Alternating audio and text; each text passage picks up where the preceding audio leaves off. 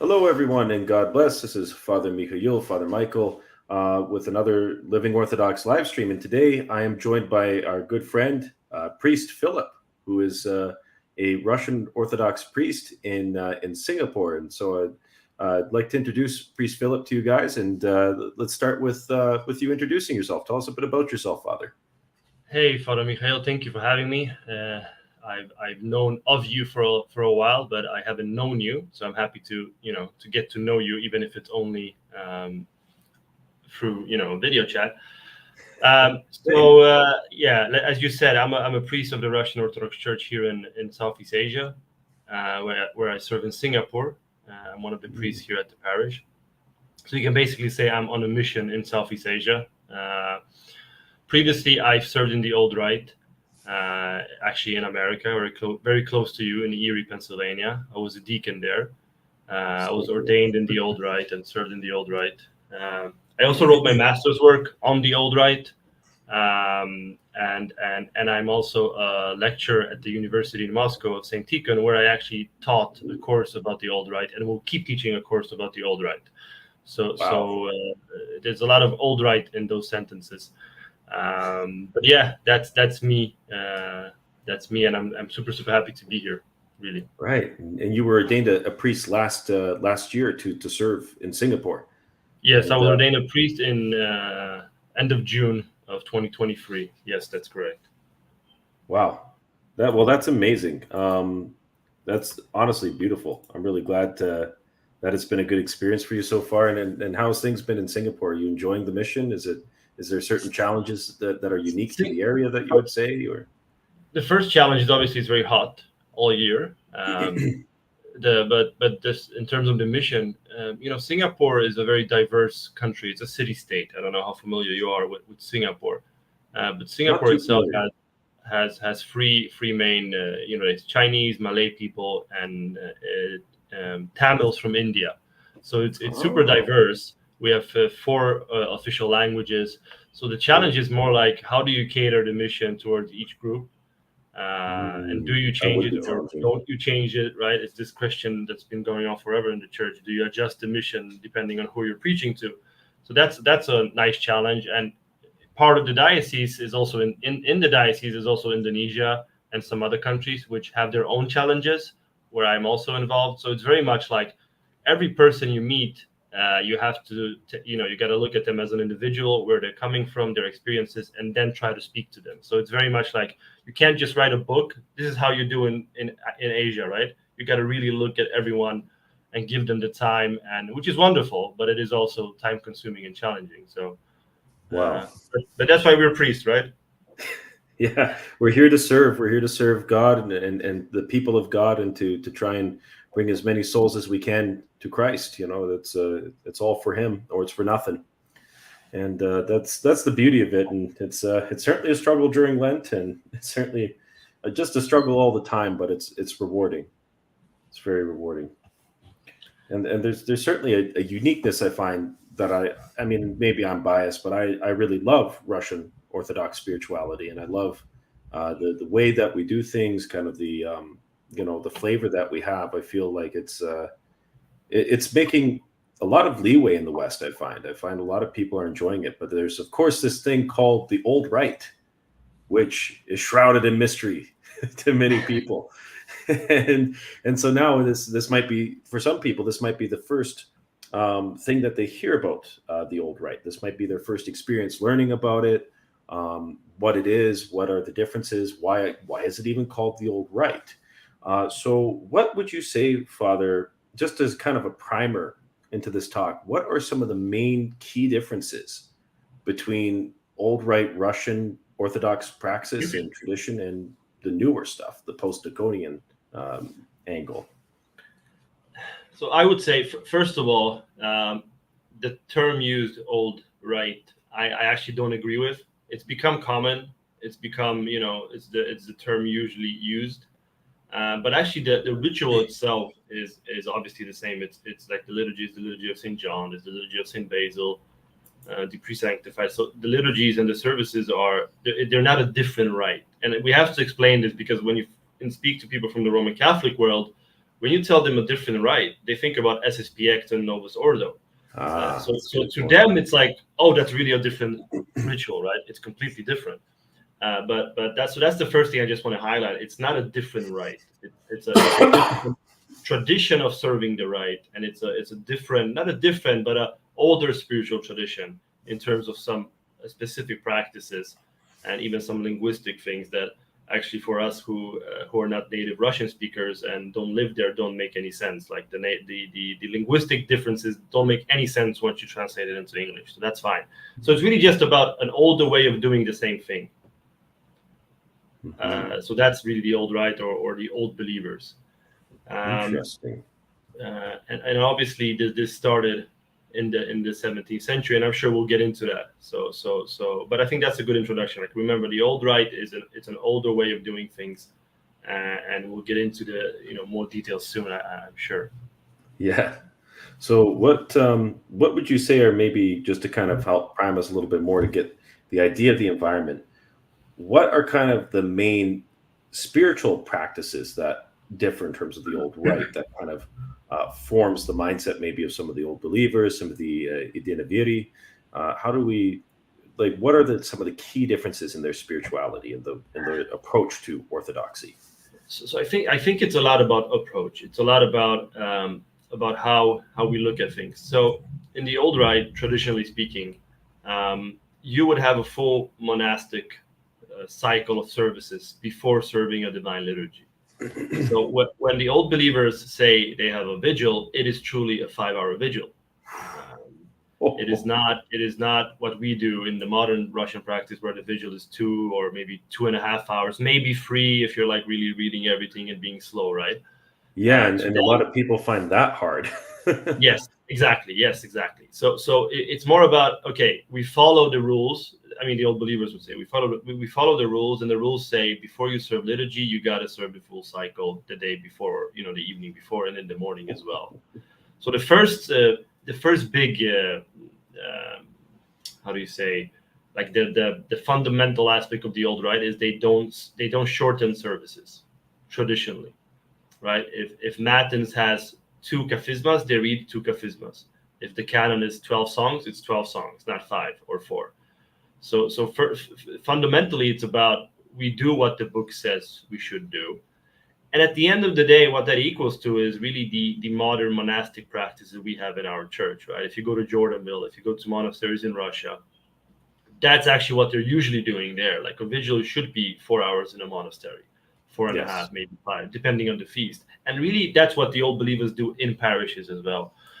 So the easiest way to actually explain it is that they keep what we would call the monastic practice. They keep it in parishes, because to them there is no distinction between monastic practice and parish practice, which is actually the traditional way, because we actually don't have a parish practice per se, right? We have traditions developed. But if we read the books, there is no distinction, right? The services should be served. End of story.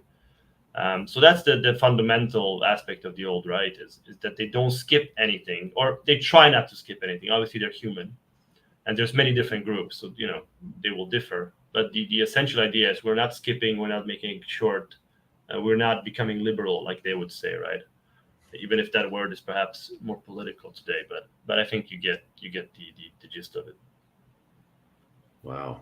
Yeah. So there's this certain, and naturally, I'd imagine that because of this more by the book approach, it can certainly foster a lot of zeal in terms of the way that they approach their prayers and the way that they kind of approach things. So, what are kind of some visual differences? For example, many here might have not realized, but even the way that the Old Believers make the sign of the cross is very different from how we would do it in the more unified modern practice in the Russian Church. Yeah, so I think for someone who would enter an Old Rite church, it's the visuals that will strike you first. That's the biggest difference, and the biggest of them all is the sign of the cross. I'm sure you've seen in older icons when Christ or the saints are blessing, they do it with 2 fingers like this. You can Yes. see it properly, right? They do it with 2 fingers, and that's actually the old Russian way of doing the sign of the cross. So their sign of the cross would be the blessing, but you would just invert it towards yourself and do it like this. Right. Um, and the reason for that, and we'll get into that obviously much more later, but for the old believers and generally for the Russian tradition up until the 17th century, the sign of the cross was a Christological statement. And what I mean by that, it was referring to Christ. It wasn't referring as much to the Holy Trinity. Right? It didn't deny the Trinity. It's not about that. It's not a deep dogmatic question. It's more about the old believers will tell you, okay, who died on the cross? Right? We would say Christ. Okay, so that's why we do the two fingers, which is the divinity and the humanity of Christ. They were on the cross. That's why that's why we touch our foreheads with these two fingers and make the sign of the cross. So that's the biggest difference. And this goes for the priestly blessing. The priestly blessing will be the same as the sign of the cross, right? It would be with two fingers. You're blessing with the two natures of Christ. I mean, yeah, we could say that you're blessing with Christ, right? The fullness, the full Christ. You're not dividing him. But so the sign of the cross in the Old Rite is Christological. In our practices today, we would say it's both Trinitarian and Christological, because we would say we have the Trinity here, and we would say we have Christ with the two natures down here, right? So yeah, that was the explanation I heard. Yes, and that but also this was never a dogmatic problem. This was never, if you read any of the councils, no one was fighting about exactly the sign of the cross. And there's been various practices in older times, but to them it became a theological question. So when they were attacked for it, they said, "Wait a minute, you're trying to convince us that the Trinity was on the cross."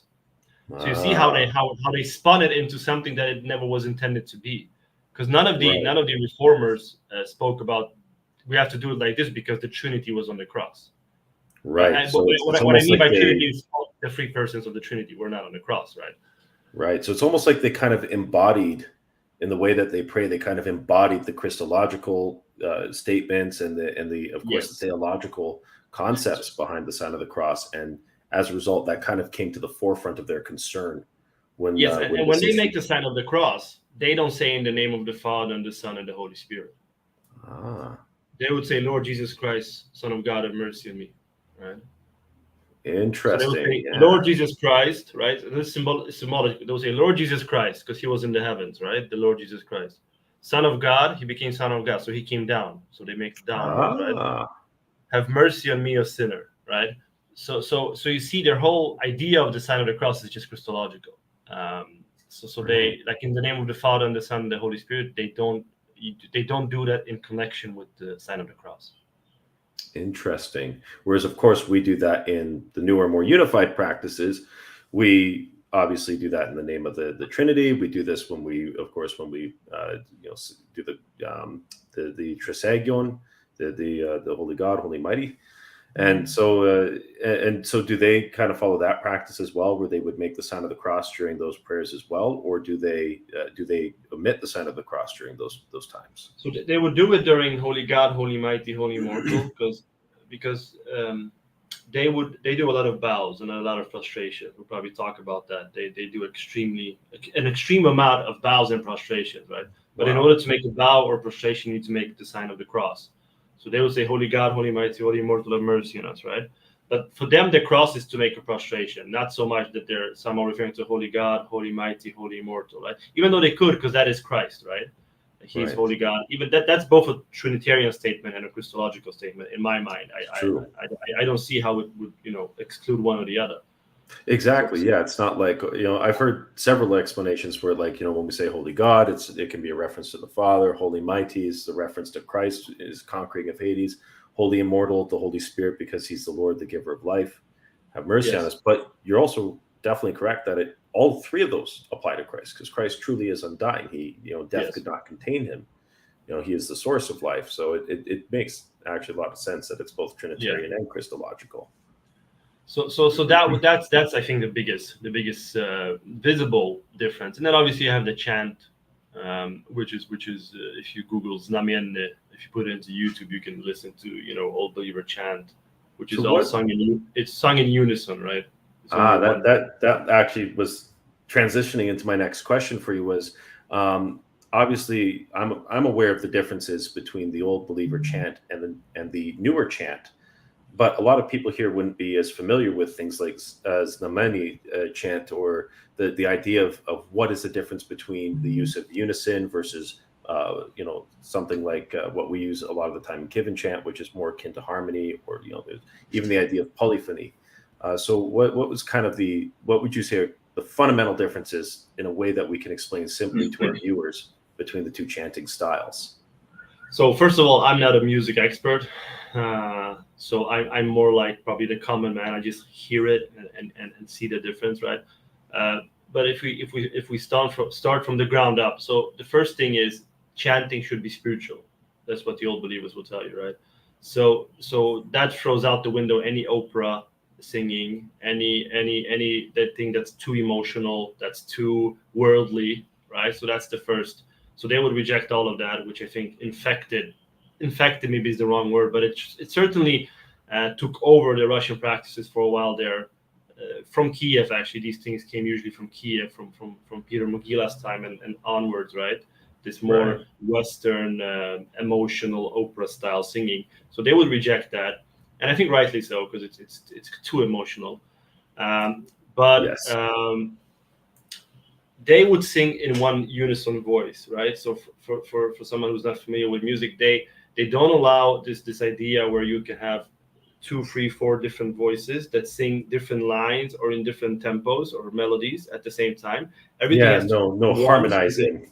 Yes. So it has to be basically like the Byzantine chant. In that sense, they accept the Byzantine chant as it's done like on Mount Athos, right?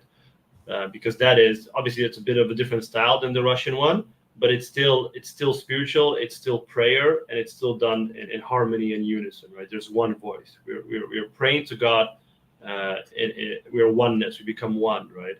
So the Yes. voices that come out of our mouths should be synchronized, and it shouldn't be like one says Gospodi pomiluj, and then someone in the back Gospodi. So I mean I can't sing it, but you know what I mean. Like that's not the traditional practice of the church, right? That's artistic. That's more like let's make this nice or something, Yeah. right? Let's make it nice, but sometimes it can even be hard. And I've even had people tell me, yeah, it's really hard to sometimes, even if it's in their native language, to key into what's being said in the in the Kievan style. But for the few Znameni chants online that are available in English, you can very clearly hear what they're saying, Yes, and it has some kind of impact on you that way too, where it's beautiful still. I still think it's yes. beautiful. It's certainly more prayerful though. That's something that I personally, I mean, we'll touch on this a bit later, but personally, I feel that that's probably the way we should go again, because harmonies were And, technically never approved. and the beautiful thing is, if you look in Russia today, and obviously in Russia, so many churches, so many 300 bishops. Like there's going to be different traditions, but generally speaking, there is a sort of attempt to go back much more to the old believer way of singing. Or not even call it old believer, just older Russian way of singing. They're understanding more and more that these influences probably were not Orthodox, or at least not from their own locale, and that they should try to go back. And they're trying to do that. If you look at Valam, for instance, the monastery in Valam, they Yeah, have a lot of Valam, they've got some good voices there, but yes, yeah, it's and that's more actually kind of not completely traditional znamienny, right? It still has a more modern flavor, but compared to what you hear in some of the opera chants, it's still like 100 times more spiritual. So there's certainly this wave in Russia now where like, okay, let's try to go back a little bit at least before Peter the Great, who wasn't so great, and let's try yeah, he to wasn't so great. actually. By the way, Peter the Great refers to the fact that he was veliki, which is big. He was tall. So people Yes. actually in English don't get the distinction that it actually was referring, because he was called that while he was alive, not because he was great. I mean, I'm not judging him, but because he was tall. But in Tall. English, Yeah, like the distinction is Hidetes long, like to right? be great in size. A lot of Yes. people like, but what's funny is that we of course also attribute that to the title of Saint Basil the Great as well in So Slavonic. it's both. It can mean both things. You have to know the context, right? Um, Exactly. There's contextual nuance with things like Slavonic. exactly. So yeah, so Yeah. that is the main idea behind the chant. And obviously they use different notes. They wouldn't use the Western notations that we use today. They would use something called kruki or hooks, which are very very difficult to read. I was learning while I was in Erie. I was learning about them, and it's a completely different logic. But that's more like the notes, that's not the essential part, because you can sing Znamia and the chant and use Western notations, right? So that's actually not the big problem or point of any contention at all, right? Right. So just to kind of sum it up for viewers, we've so far touched upon the difference with the Old Rite and what kind of their approach to things is, that they have longer vigils, 5 hours. Typically, you'll be standing at hour 5 vigil if you go to an Old Rite vigil, and that really it's in terms of the liturgically it's the same, but obviously the framework around it, the way that it's applied in praxis is different, and that of course we have a different way of making the sign of the cross, which is more Christological. We have this different approach to prayer, and we have this approach to, when we're looking at the old believers, there's this different idea of what it means to really embody prayer, because like you said, they do more prostration, so there seems to be this very embodied approach to prayer where they're completely throwing themselves into it. I've even seen on some shops, for Russian Orthodox, Old Rite, and everything else, where they have like the mats for doing prostrations. So is it a more regular occurrence even in the personal prayer rule at home to kind of engage in prostration? Is that kind of a correct deduction? Yeah, if you follow the old believer spiritual tradition, you don't pray without prostrations. So you would always make prostrations. You would always do prostrations. Of course, during Lent, you would do much more. During Lent, for instance, every bow is replaced with a prostration. Wow. Right? So let's say like you the 7 bow God, beginning to a prayer rule, it's going to be prostrations. So let's say you do Holy God, Holy Mighty, Holy Immortal. That's one bow, right, in our tradition. Right. In the Old Rite, that's a prostration. So just saying the Trisyagion 3 times is already 3 prostrations, if you follow the rules, right? Wow, that's incredible. Or follow the tradition. And what you say, the prayer mat is called podruchnik, which basically translates to under the hands. Under the hands. And it's actually used to keep the hands clean. Like, it's really just a practical thing. So it's not something that, if you don't have it, you don't make prostrations. Of course you do. It's more about that they develop this practical solution, because they also believe, like, you make the sign of the cross with your hand, it shouldn't be dirty.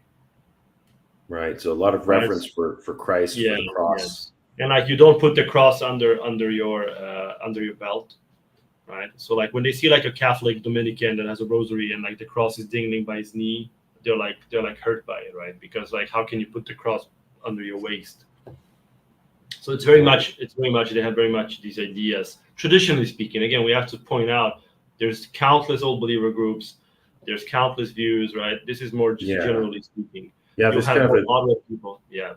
Yeah, a lot of people don't seem to realize that there's a difference between Old Believer and Old Rite, that there's a difference between Old Rite and Idneveri, and it seems like there's, a lot of confusion about that. Of course, there's a lot of complexities in Russian history. Naturally, when you have a nation that as old as Russia, and which Orthodoxy has permeated it so thoroughly for 1,000 years, there's going to be a lot of complexities. There's going to be a lot of things, and in terms of the interaction with royalties. And so I'm kind of hoping maybe to get into a little bit more of the history, and then we'll definitely be looping back to some of the praxis. There's a lot of people who are asking about the Listovka, which I'll definitely want us to come to later on, because then we can maybe even ask questions about the difference between vestments. But there's the Listovka right there. There it is. It's good that you reminded me. I should have taken. My wife told me, "Don't forget it," and then I did forget it. You reminded me. So we'll speak about it later for sure. Yeah, because there's a lot that can be said about that too, and the symbolism. And you've of course done videos I've seen where you explain it really, really well, and how ultimately, and just to kind of preface it before we get into that, how ultimately these are just tools that are meant to help us come closer to Christ. The actual tool itself doesn't matter so much as, are you going to pray more? Are you going to meditate on the gospel more? Are you going to draw closer to Christ and try to live as a Christian should? And that's obviously what we all want as Orthodox Christians, is to live in Christ. So in terms of the split, what kind of drove the change? What was the mindset behind the change? And what when and what was really the main factors that drove all of this, between the distinction between the Old Rite and the New Rite? Okay, so this is obviously a complex question. So what we have to understand is that we have to look at the historical context, right? What happened around this time? And in the beginning of the 17th century, 1600s, Constantinople has fallen, right? The center of orthodoxy is for all purposes gone. Obviously, spiritually it's there and people still exist there and pray, but just like the state and church, this two-headed eagle idea is basically gone, right? And what happened was that at some point during the 1600s, Russia, or Rus at that time, Muscovite Rus, Moscow, was the only realm, so to speak, Orthodox realm that was free, or at least the only big, strong Orthodox realm that was free. You had, you had parts of Serbia that was still free, but speaking about like a strong place that was strong politically and religiously, Russia was the only Orthodox place at this time, more or less, that was strong and free and independent. So that's the first thing we need to understand. So at this point in history, and at the beginning of the 1600s, or middle of the 1600s, if you wish, people from Greece, from Constantinople, patriarchs, bishops, priests, would come to Moscow for support. They would come for financial support. They would try to get military support, which ultimately didn't happen, right? Because the Turks stayed there for hundreds of years and still are there, actually. But this is the first thing to remember. So Russia was this independent religious power. Doesn't mean it was perfect. Doesn't mean everything was fine, right? Because it's easy to make it into heaven on earth. But for sure, it was during this time that the idea of Holy Russia came into fruition. It was during this period that the idea of Third Rome really got developed and somehow propagated, right? The idea of Third Rome. Kind of like the idea that things happen in threes, which is very much a Russian Orthodox phrase or approach. And the idea that there's 7 hills around Moscow and there's 7 sacraments. I mean, we could go on and on. People. You could go nuts with these things. The Russian mind is always very entrenched in philosophy and theology, right? And so it kind of looks for meaning in things. And I try to explain to people, like, when you read Russian history, like, you don't read secular Russian history. Like, up until the communist times, Russian history, secular history, and religious history is one and the same thing. It's very true. And in many ways, Byzantium was the same after some point, right? Like, this is the history of the church and state and everything surrounding it. We don't split it up, because if you split it up, that's when it's hard to understand, I think. You really have to understand that it's basically one and the same. Okay, so Russia is this power. Russia is this more or less leader of the Orthodox world in some sense, right? And what happened was that yeah, exactly. So the Tsar, the Russian Tsar, is basically the only powerful leader that's Orthodox, that's free, that is free. He's free to do what he wants, right? So you have these Greeks, and by Greeks, I don't necessarily mean only ethnic Greeks, but people from the Byzantine Empire area, right? So it could be, Arabs who live there. It could be anyone. Yes, exactly. So they're coming to Moscow for support. They're coming for trade. They're coming for this and that. And at some point, the Greek bishops and priests and even patriarchs who visit, they notice that there are some differences in the practice between the Greek churches and the Russian church. Obviously, the biggest one being the sign of the cross. But there's other smaller ones as well that I'm sure we'll touch upon later. But let's just keep it simple. They notice there's some differences in practices, and they bring it up, mostly to the Tsar at that point, who is a very young man, very easily influenced, right? And basically what happens, to make a super long story super short, the Russians, or the leadership in Russia, feels that in order to truly take this position as the leader of world orthodoxy, we need to make the ancient patriarchate happy with our practices, right? We need to agree with their assessment that this is wrong, so that they can still come to us for support, so they can still see us as orthodox and pure in faith. Right? And maybe to historically contextualize this a bit further, at this point, the Moscow Patriarchate had not been quite established yet. No, it had. It had. Okay, so this is because I know at one point the Russian Church was under the EP. and that Yes. as a result of being under Constantinople, most of the main metropolitans for Russia were actually Greek, and they weren't even Russian. Yes. No, so this is afterwards. So the Right. autocephaly happens at the end of the 16th century, if I recall correctly. Right. Yeah. Beginning of the 17th. So this happens afterwards, and you have to understand, Russians really believe that we have the burden of keeping Orthodoxy pure, right? The Greeks That have we are fallen. now Byzantium. We're the Basically, third Rome.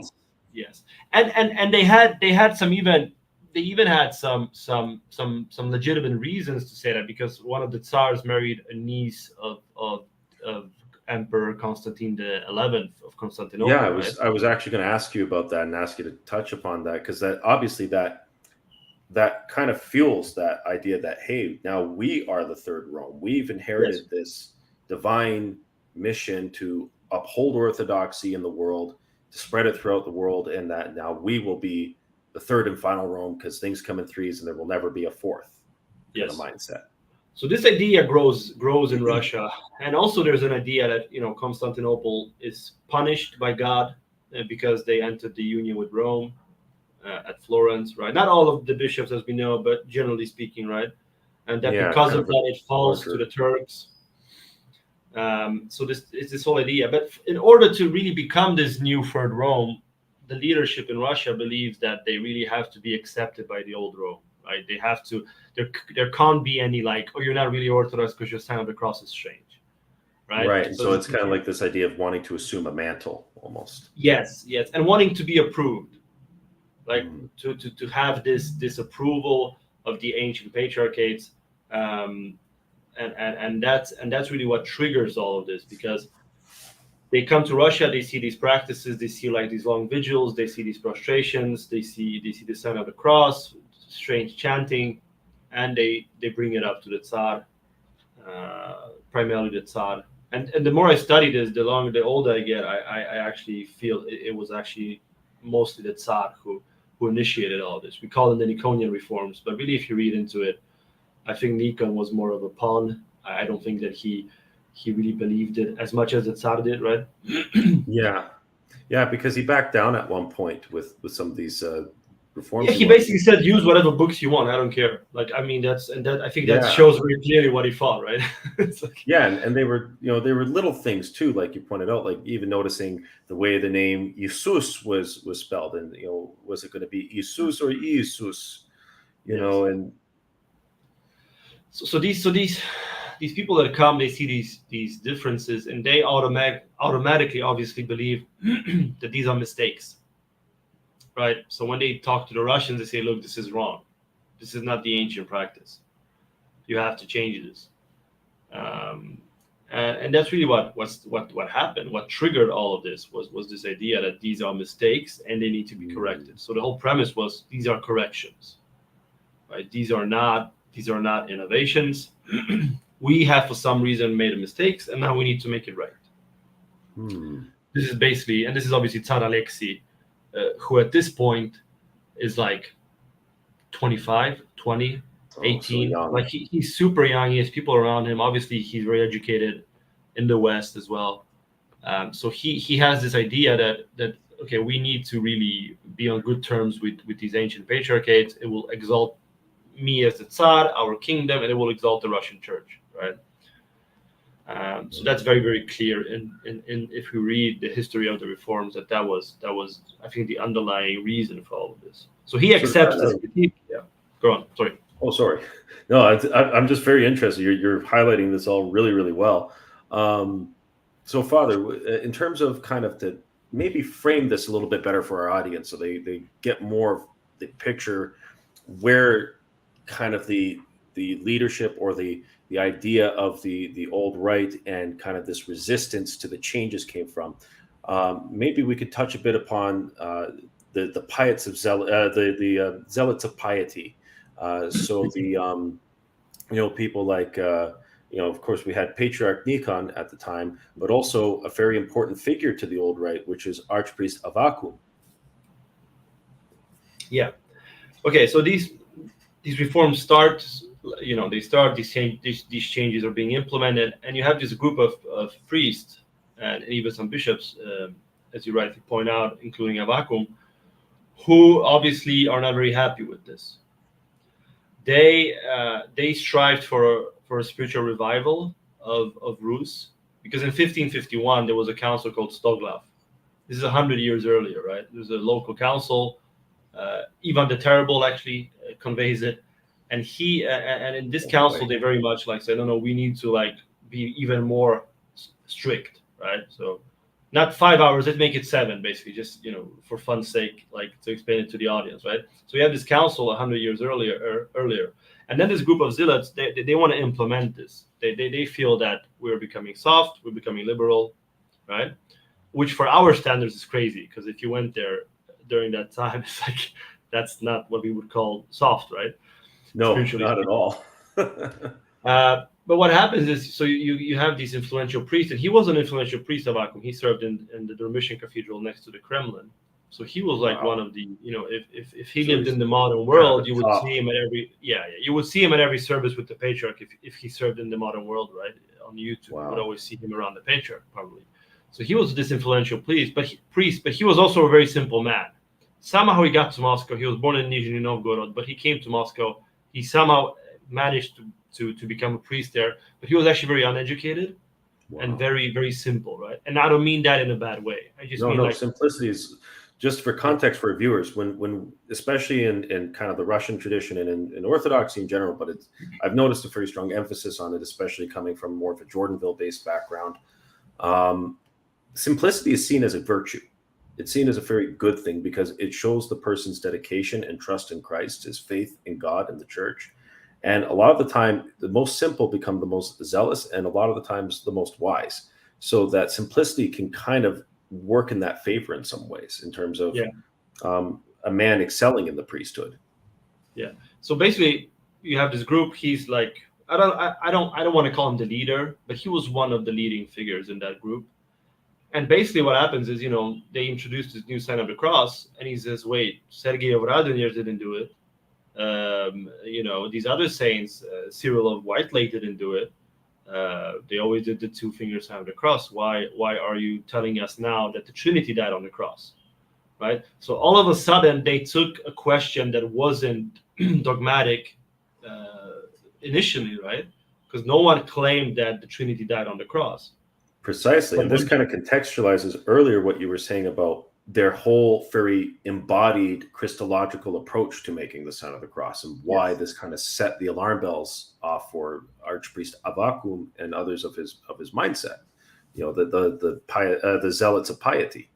Yeah, because they didn't know anything else, and you have to understand. There's no YouTube, there's no Google, there's no speaking to Greeks over the internet, right? You have no idea what people in Byzantium or post-Byzantium were doing.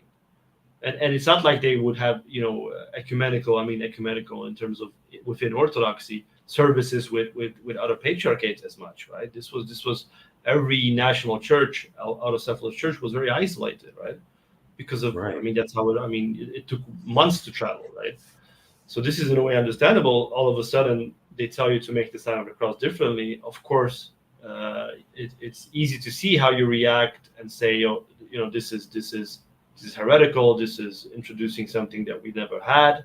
Naturally, like you said, they'd bring up major Russian saints like Saint Sergius of Radonezh, and why, it'd be like, well, this was how he did things. Like, why would we change? Look at his life, right? And so there's kind of that mindset of wanting to continue on the same praxis. And there were other differences that they introduced, which also had a big influence. For instance, when they sang the Alleluia. So as you know, we sing Alleluia in the New Rite. We sing Alleluia, Alleluia, Alleluia, glory to thee, O God, right? Slava tebe Bože. But Slava tebe Bože, glory to thee, O God, is Alleluia translated. Right. So the old believers would sing Alleluia, Alleluia, glory to thee, O God, and that's 3 Alleluias in their mind, because the last one is translated in Slavonic. We added one, right? So we have 4. Right. And then the old believers ask, so who's the 4th one for? The devil? The Pope of Rome? Like, why do we add a 4th? Like, who is this 4th Alleluia for? We have a Trinity. So in this instance, they defend the Trinity. There's like, why is it 4 Alleluias when we have a Trinity? Right. So again, it's kind of this approach that everything in their praxis seems to have this very entrenched theological approach to it that is constantly pointing to the Trinity, constantly pointing to the incarnation of Christ. So what are some of the other key differences? And practices, physical practices, what we speak is intimately connected with what they believe. They don't distinguish. They don't make a separation like, oh, you can do whatever you want in the liturgy, but we have the pure faith.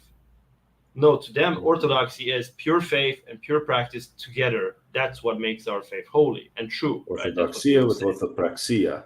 Exactly. Yeah. So when you introduce an extra Alleluia, it's like, okay, so explain to us, who is this? Who is it for? Right? And obviously you can't explain because it's not for someone, right? It's not added to be to some. It's just a linguistic thing where it happened that they added it and then kept the translation of glory to thee, O God, basically. So you see, it's these things that seem unimportant to the modern man that really set this all off, Yeah, and especially to some of the more simple, very pious types, where this kind of helped them to grasp some of these mysteries, these greater things in the faith, these higher understandings. Yes. And then all of a sudden, it seems like it's being taken from them or redefined.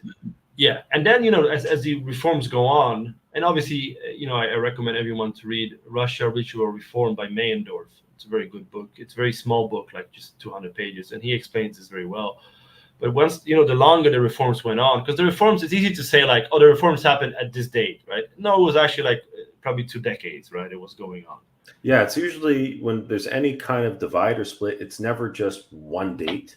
There's kind of a start to a finish, and everything that happens in between leading to. Yeah. It's just like with the whole thing with 1054. 1054 was really the beginning of the schism with the West, but its solidification and complete just break off happened a little bit later than that. And what a lot of people don't realize is that, of course, when we're looking at it from now, we're kind of looking at history anachronistically. We're not realizing that the world was not as connected. Like you said, there wasn't the internet. They couldn't go and see what was going on with this or that. Literacy was extremely low. And so a lot of the time, divides could happen, but people all the way on the other side of the empire may not find about it till years later. Yeah, exactly. And then, the longer the reforms went, they started to introduce new iconography, again from Kiev, which was obviously inspired from the West, right? So Avvakum, he wrote in one place, he wrote that these new icons, they make Christ to look like a fat German. And this is a quote. This is not me. Wow. This is not me. He didn't pull his punches. No, because if you think about iconography in Kiev at that time, it's like Christ is white as the wall, right? And then he has red cheeks and he's fat. Yeah, he doesn't really look like the Byzantine iconography. No. More traditional. So when this came to Russia, the old believer, not old, but at that time they're just Christian. They're like, what is this? This is not the Christ we know. Like this looks like just a fat guy with red cheeks. Yeah, he said fat German. Why does he have blue eyes? Yeah. It doesn't make any sense to them. So all these small, for us small, but all these innovations, they make people, and we're talking about millions of people who react.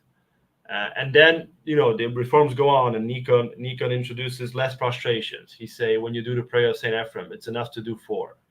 Right? In the Old Rite, you make 3 in the beginning prostrations, you make 12 more, and then you make the final one, right? But he replaced it with 12 bows, which we do today in the new Rite. Yeah, we do 3 prostrations, 12 bows, 1 prostration. So this happened during Lent. Before, at the start of the Lent, so that was like another thing. Like, okay, so why are you doing this? So you see, it's like these small things that are implemented that perhaps don't seem so important, but surely they affected the people, and especially those who were priests and who were very zealous. So now, of course, obviously, we've got this tension between Patriarch Nikon. We've got this tension between Archpriest Avvakum and the people he represents. And as a result, now we see this tension and this division kind of coming into the church. What was kind of the last straw that broke the camel's back, if there is really one, for the old believers, for those who kind of were in the camp with Avvakum versus those who were in the camp with Patriarch Nikon? I think it's important to understand at this time, the old believers were not organized. I mean, the old believers didn't exist, but the opposition wasn't an organized thing, right? Because at the end of the day, most people went along with it, and it wasn't, it didn't always look like there would be this schism, which I think in the end, 2 million people went into schism, or there was a schism involving 2 million people, however you want to look at it. Yeah, and then this kind of pejorative Yeah, term like raskolniki kind yeah, of came about. schismatic, right? Yeah. I think the point that, like, the point of no return was, I think, when if I remember correctly, it was a few years ago I wrote this, but when Avvakum was brought to meet I think it was the Tsar and the Patriarch, and then he spit towards the Patriarch, like physically spit, right? Because he Yeah, read that. I heard he was very bold, but I didn't realize he was that bold. Wow. Yes, he did that. He spit. I think he spit, like, in front as a sign of disrespect. Like, he didn't spit on him, but in the ancient world, when you spat in front of someone, it's basically like spitting them in the face, right? Yeah, it's Uh, pretty I severe. think I got this right. It might be the Tsar, but either way, it was one of them. I'm 90% sure he did it towards the Patriarch, and I think at that time, Yeah, I believe it was the Tsar who kind of broke the tie, for lack of a better way of saying it. the Tsar liked Avvakum, and the Tsar, like, it's so strange. It's you have sources that say that they were good friends, and they sources that say that Avvakum prayed for the Tsar even when he was dying, right? Um, it's hard. One of the things you will stumble upon, first of all, in English, there's not a lot of materials, and then if you know Yeah, it's very Russian, limited. there's too much materials, and they're all based on which group published the materials, right? Like, Mhm. modern group. So it's very difficult, because Avakum sometimes has this almost saintly aura around him. People will present him as a saint because of how he acted, right? And I think the only argument all believers have for him being a saint was that he died. Like, if they want to argue, he could be a martyr, right? But the way he acted, like, spitting towards the bishop, towards the Patriarch, or for instance, he said that once you make the different sign of the cross, the Holy Communion of the Niconians should be thrown to dogs. So it was like, you have this figure who's in essence, he's correct, right? He's right. Yeah, he's This very is correct in his essence, but yet you get to that praxis, and it's almost like then it kind of falls apart in some things. Like to even say that about Holy Communion, it's like, well, then at that point, who are we putting the power in? Are we putting the power in solely in the minister, or is there the understanding that the power flows from Christ through the minister? And really, this, and I'm sure we'll summarize it at the end, but this goes back to the idea that both sides were wrong, because ritual does not define dogma. Dogma defines ritual, right? Yes. And both sides were in the wrong, in the sense that they pushed that their practice had to be the one, failing to understand that in the earlier church we had many different rituals. We had Yes. many different ways of making the sign of the cross. When Rome was Orthodox, their liturgy was very different from ours, right? Yeah, they had the Syria, they had a ambrosia, right? different liturgy. So this all, at the end of the day, like, when people ask me who was in the wrong, like honestly, you just gotta say all of them, because Yeah. at the end of the day, ritual cannot be dogma in itself, right? Yeah, Obviously, and there were people who persecuted the old believers, right? Like we have this. Someone mentioned it earlier. The famous painting, I believe, of Saint Anna holding up the two finger sign of the cross and being carted off, right?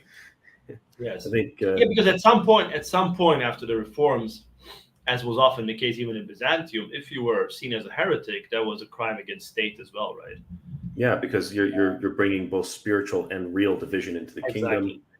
So It's so it's so, so yeah. you're condemned Maybe you can spiritually, touch on and the ancient worldview of that a little bit, just so our viewers kind of contextualize it. Because naturally, with certain modern issues in the world, a lot of people struggle to yet again anachronize, kind of take an anachronistic look at history. So, why in the ancient world, just maybe briefly, what was kind of the understanding of the close relationship between the heavenly and the earthly in terms of the kingdom that way? so if you look at Byzantium or Russia at this point in history, um, like we said before, the two-headed ego, right? Which has one body. If you look at it, it has one body, right? So any infection in that body, so to speak, we have to get rid of it. That this was the idea. So if someone was a heretic, if he was seen as a heretic, right? I'm not putting judgment on anyone, but if someone is seen as a heretic by the church and by the state, then automatically he's a heretic spiritually, and he's a criminal in the eyes of the state, because he's encouraging disobedience, he's encouraging dissidence, right?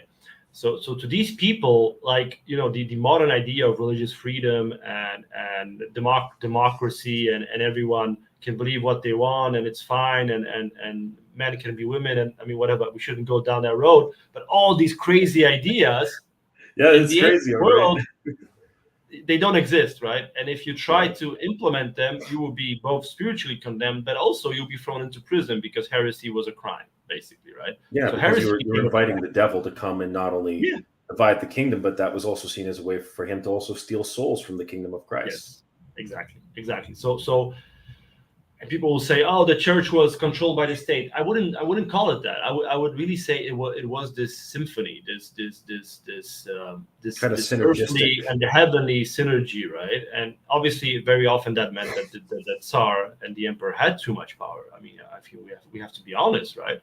But Yeah. at the end of the day, these empires lasted, and these Christian empires lasted for hundreds of years, where God was praised, and it produced thousands, hundreds of thousands of saints. Yeah. So I'm not necessarily defending that political model. I'm just speaking from history, what really took place, right? Yeah, in Rokor, we're not really shy about it. We're pretty much just monarchist. We kind of have that positioning that we take, and maybe it's from the environment we're in, maybe it's because of what we came from. But that's just kind of like a fun little fact for our viewers. Like, if you ever kind of wondered what Rokor's position is on politics, the closest thing you could call us is monarchist. It's that was one And I thing think that surprised me. even in the MP, even in the Russian church in Russia, I think most people would happily accept that again, and they would be very happy. To I have think so that too.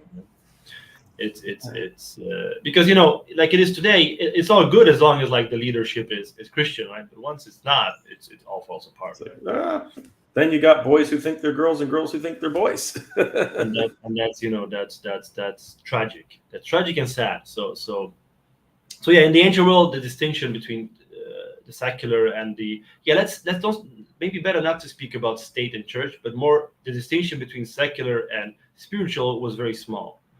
Everything was spiritual. I think if you look at it that way, you can understand the Byzantine Empire, you can understand Holy Russia period, right? Like, the Yeah, you have to distinction realize between, that there wasn't this weird dualism between exactly. the secular world and the spiritual world. There was this idea that they were both very close to each other. Yeah, like today in the Western church, in some Western churches, there's this clear idea. Oh, we don't allow same-sex marriage, but we should allow that they live together according to secular law. That wouldn't exist in the ancient world, because there was no secular or spiritual. It was all one and the same. It was for the salvation Yeah, of it was souls. about kind of understanding that the spiritual also helped form us to live properly in the natural. It's Yes. supposed to help purify that in the physical, natural sense as well. So keep that in mind. That the listeners, when you study this period, don't look at it through, like, the very recent understanding of separation of state and church and the secular and religious, because that didn't exist. That's very new, and in some places in the world it still doesn't exist. So it's important to like you mentioned before, to understand it correctly. Exactly. It's important to always approach these things with that. So, and of course, as we know, at one point, the Russian Tsardom makes a move to get rid of the patriarch, and then there's, of course, a representative from the Tsar that sits on the council. He's essentially heading the Holy Synod of Russia, and that, of course, further drives wedges with the Old Rite, with Old Believers. Even when it came down to the right to repair buildings and to build new things, or to own anything, or to pass anything down to your children. And of course, there are many saints from the Russian Orthodox Church post-reforms who had also spoken out against and persecuted the Old Believers, and so, and even the old ritualist by kind of that approach. How do we reconcile this? Because obviously, at one point, the anathemas from the 1666 to the 1667 council were basically declared null and void. So what is something that kind of can help us reconcile these differences? Is it that we now recognize saints from the Old Rite, or is it a little bit more nuanced than that? I think we have to be more nuanced, because when these anathemas were taken off, or how you say, when these anathemas are no longer in place on the Old Rite, you have to understand that they're placed. The anathemas were usually placed on the Old Rite, on the ritual itself, and when they're null, the church understands is that, okay, there is no, and the church made it very clear, both rituals are salvific. So in the eyes of the church, or in the eyes of the leadership of the church, those who choose to go into schism, as they would see it, right, that they went into schism, they should now come back, because we basically said, yeah, you were right, in a way, right, in a way. But what happens was that many of these groups, which again, they were not very organized, so they very quickly split into many groups. You can draw parallels between the old calendarists in Greece, who in the beginning were unified, but today is like you Google it and it's like, how do you figure out which group is which, right? Yeah, it's like which GOCK, GOCM. Yes. And True again, Orthodox, who their knows? argument from the beginning was correct. Like, we shouldn't change this calendar, and especially not in this way, right? But you see how quickly once you get outside of the church and you take a position that's perhaps not completely correct, it just Yeah, when the schism after external schism after starts to schism. take priority Yes. over everything else, then you lose the Yeah. whole thing. Yeah. So just to answer quickly, because I easily get off on these rants. Saints who persecuted, I don't think any saint physically persecuted old believers. No, more so like spoke against them, kind of wrote Yes, against them. Like because old believers were seen as some of them were seen as this group who, whatever you did towards them, they refused to accept it. Right? They refused to accept apologies. They refused to accept. They refused to accept these changes. They refused to accept that now their ritual is seen as holy, which is always was, right? I mean, we got to be honest. There was nothing wrong with the Russian ritual at that time. No, nothing at all. But it becomes like being an old believer became automatically the identity, and the identity was based on opposing the so-called state church, right? And when your Hence whole why identity, at one point the communists or the Bolsheviks tried to speak positively about the old believers, and yet at the same time we're still persecuting them. yeah. So when your identity becomes to oppose something or someone, right? It's very hard to genuinely look inside yourself and try to get out of that situation. And many converts to Orthodoxy today do the same mistake. They'll become Orthodox, and their whole faith is based on opposing Catholics, right, or Protestants, or opposing Protestants, and exactly. And it's just like, you can't build your faith and your identity on that. Even if at the beginning it's okay if you come from. I mean, I was Catholic. Yeah, and I was a Catholic for a time. Before that, I was raised Protestant, and like when you see those differences, obviously those differences help you realize like where the truth is, where it's not. A truth from a lie. What is theologically correct? What is theologically incorrect? And thus that reflects the ecclesiology. But it's like you said, you can't define your whole spiritual life on being in opposition to something else, because then it becomes an act of rebellion rather than something that is about continually coming closer to God. And that's what the old believers more or less became. They became, we are in opposition. Obviously, we have to point out they were persecuted by the state, right? They were, if you were an old believer, it wasn't easy for you. No, they did everything they could to make it hard. And yes, then you had very influential people who are saints who, would speak against them, like Saint Demetrius Rostov and Saint Philaret of Moscow. I believe even Saint John of Kronstadt said some things in opposition as well. Yeah, but like Saint John of Kronstadt, he lived like 100 years ago, or a bit more, right? So he already lived in a period where the schism was so ingrained in Russian culture, and these Raskolniki, these schismatics, like he spoke about what he saw in his time, and in his time, like, they didn't want anything to do with the state church. And I say the state church just for you to understand which. Yeah, to kind of create the distinction between like where the mainline new Rite kind of approach was versus where the resistive kind of old Rite is. Yeah, that makes sense. And the old believers will say, yes, but they killed us, they persecuted us, right? And I always say, well, first of all, I would say it was more the state that did that. I don't know of any priest or bishop who killed an old believer. I mean, I might be wrong, but I've never read about one. Yeah, I've never read of that, or them being like, yeah, burn them at the stake or anything like that. But it's like at some point we have to honestly look at what happened, and what happened was, like I previously said, in a sense they were both wrong. The Greeks who came and insisted on these changes were wrong, because we always had different practices. We always had small differences, big differences. I mean, even today, within the canonical church, we have so many various local practices, traditions, and you who are, as a Russian priest, you go to Serbs, you go to Antiochians, it's like, wow, you do this? Like, I didn't have a clue, right? If all of a sudden I start to say this is heretical, I mean, that would be a problem, right? Exactly, because it's like, well, no, it's not. The belief, the faith, the dogmatics behind all of it are the same. It's just the way that we express it and apply it are different. Often the joke that I've had made with me when I've gone to serve with other people we're in communion with, like Antioch or the Serbs, is like, oh, you're a Rokor priest, so this will seem easy to you. It's like, but and there's like kind of always been this extra approach in Russian Orthodoxy where we like to go to the nth degree with things as far as we're capable of. Yeah. When it comes to the Old Rite, obviously now we're living in a time where the anathemas, the essentially have been lifted from these previous councils, such as the 1666 to 67.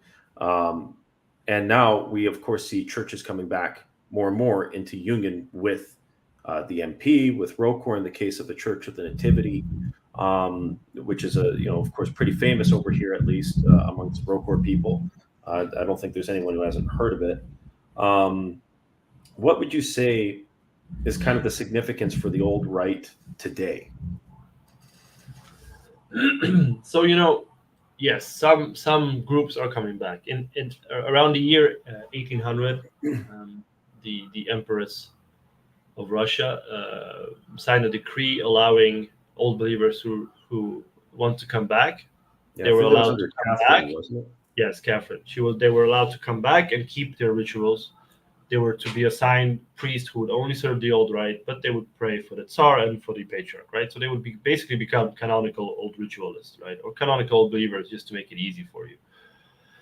Now, at some point, this movement was kind of big. Before the revolution, you had a few million such faithful in Russia, and they would be called Yedinovierye, of one faith. So basically a movement that emphasizes we have the same faith, but some differences in practices, but we are in communion. Now, obviously, as a lot of things in Russia because of the revolution, and after the revolution, they were blown up, right? Both physically and metaphorically speaking. So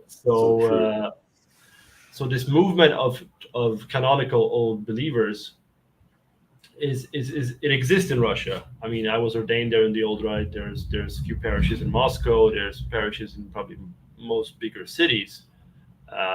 So these parishes exist, although today they're very small in terms of numbers, right? Today in Russia, we're talking about tens of thousands of people only.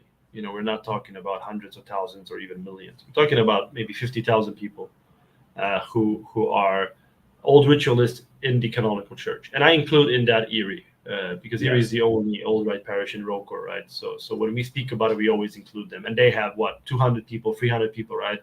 So if you think each parish is like smaller than Erie even, right? So you get the picture. It's a very small movement today,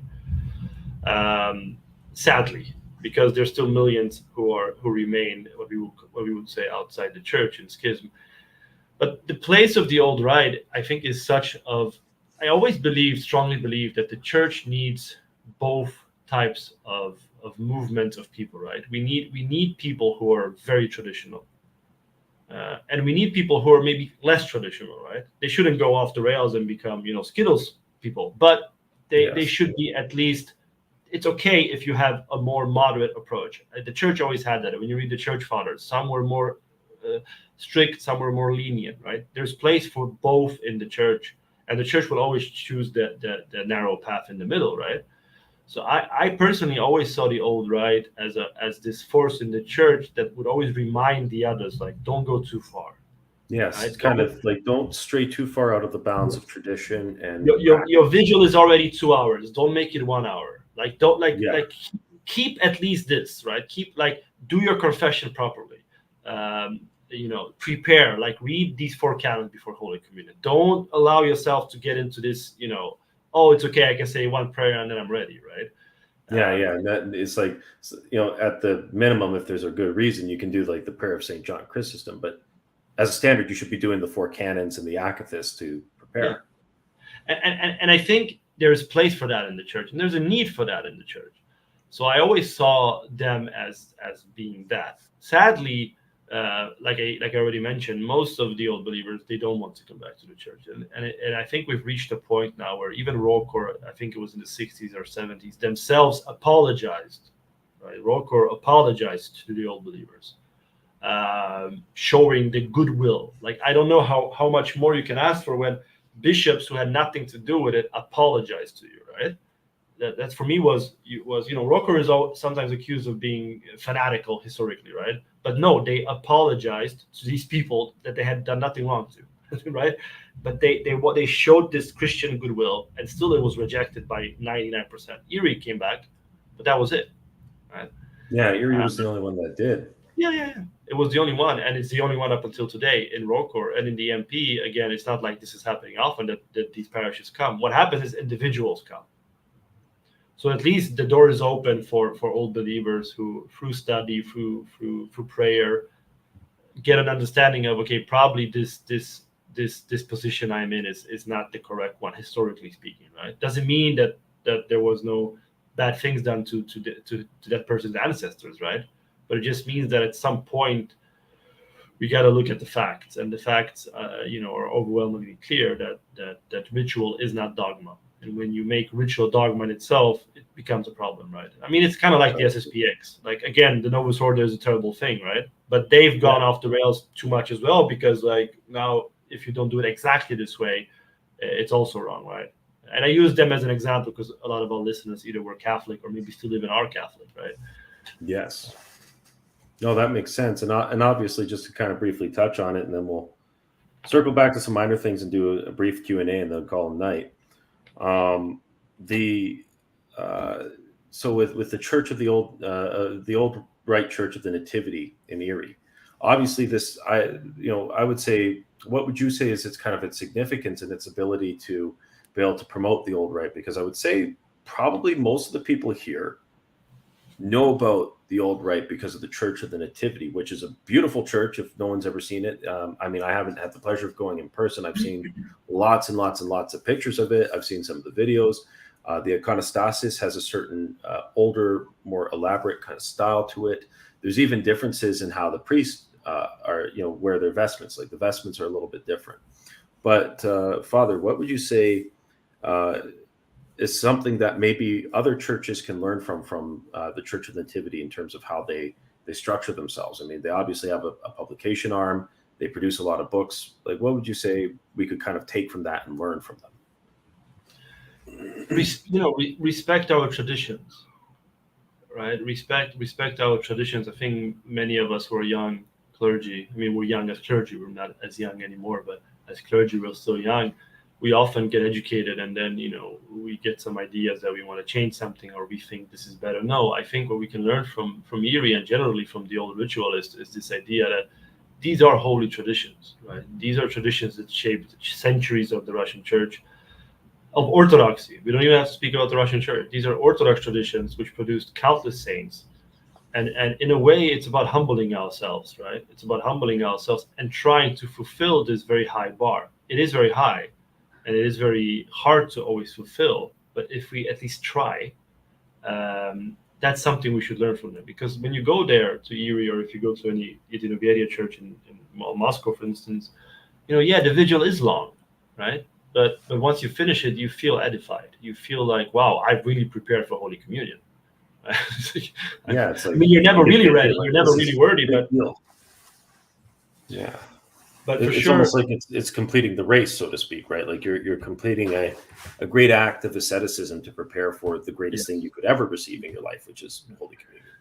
And the beautiful thing about Erie is, like you said, the publishing arm, and how they've managed to translate these texts into English.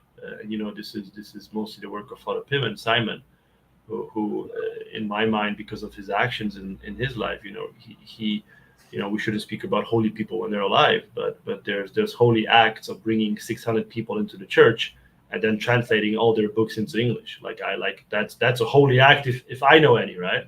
Yeah, and recently he translated the collection of their Manean into English too. Yes, and that took him, I think, 2 decades. Wow. I'm not even joking. Obviously, he didn't work on it all the time, but I know that God took him bless a him. long time. So I think what we should learn from him is this reverence for tradition, not worship of tradition. This is the distinction, right? We reverence, we practice it, but we worship God, right? And that's a tough distinction sometimes.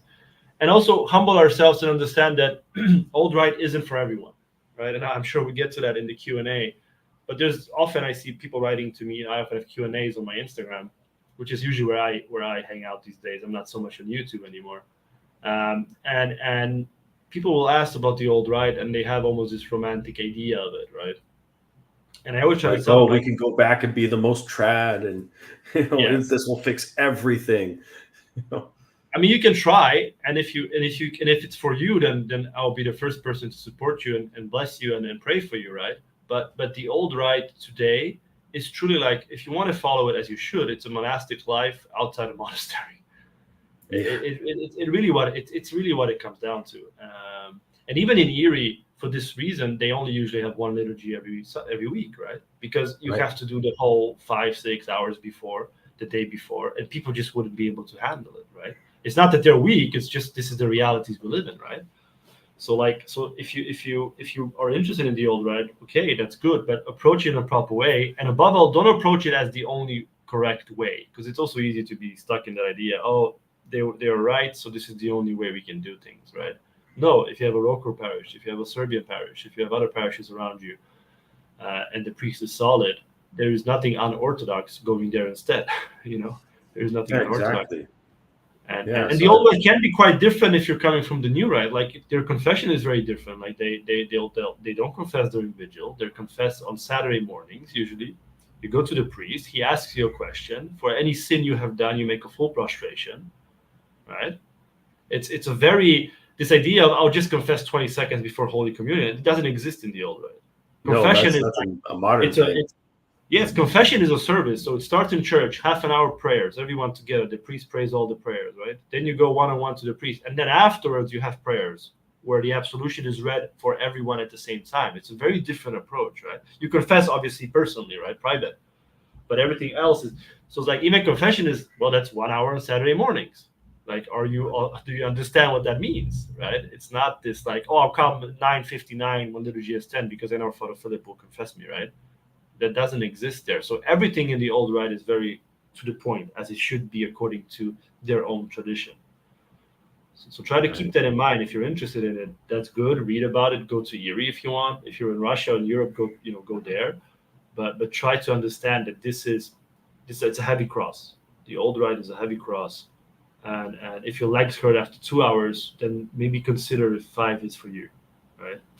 Like that it's makes good sense. It's reality, right?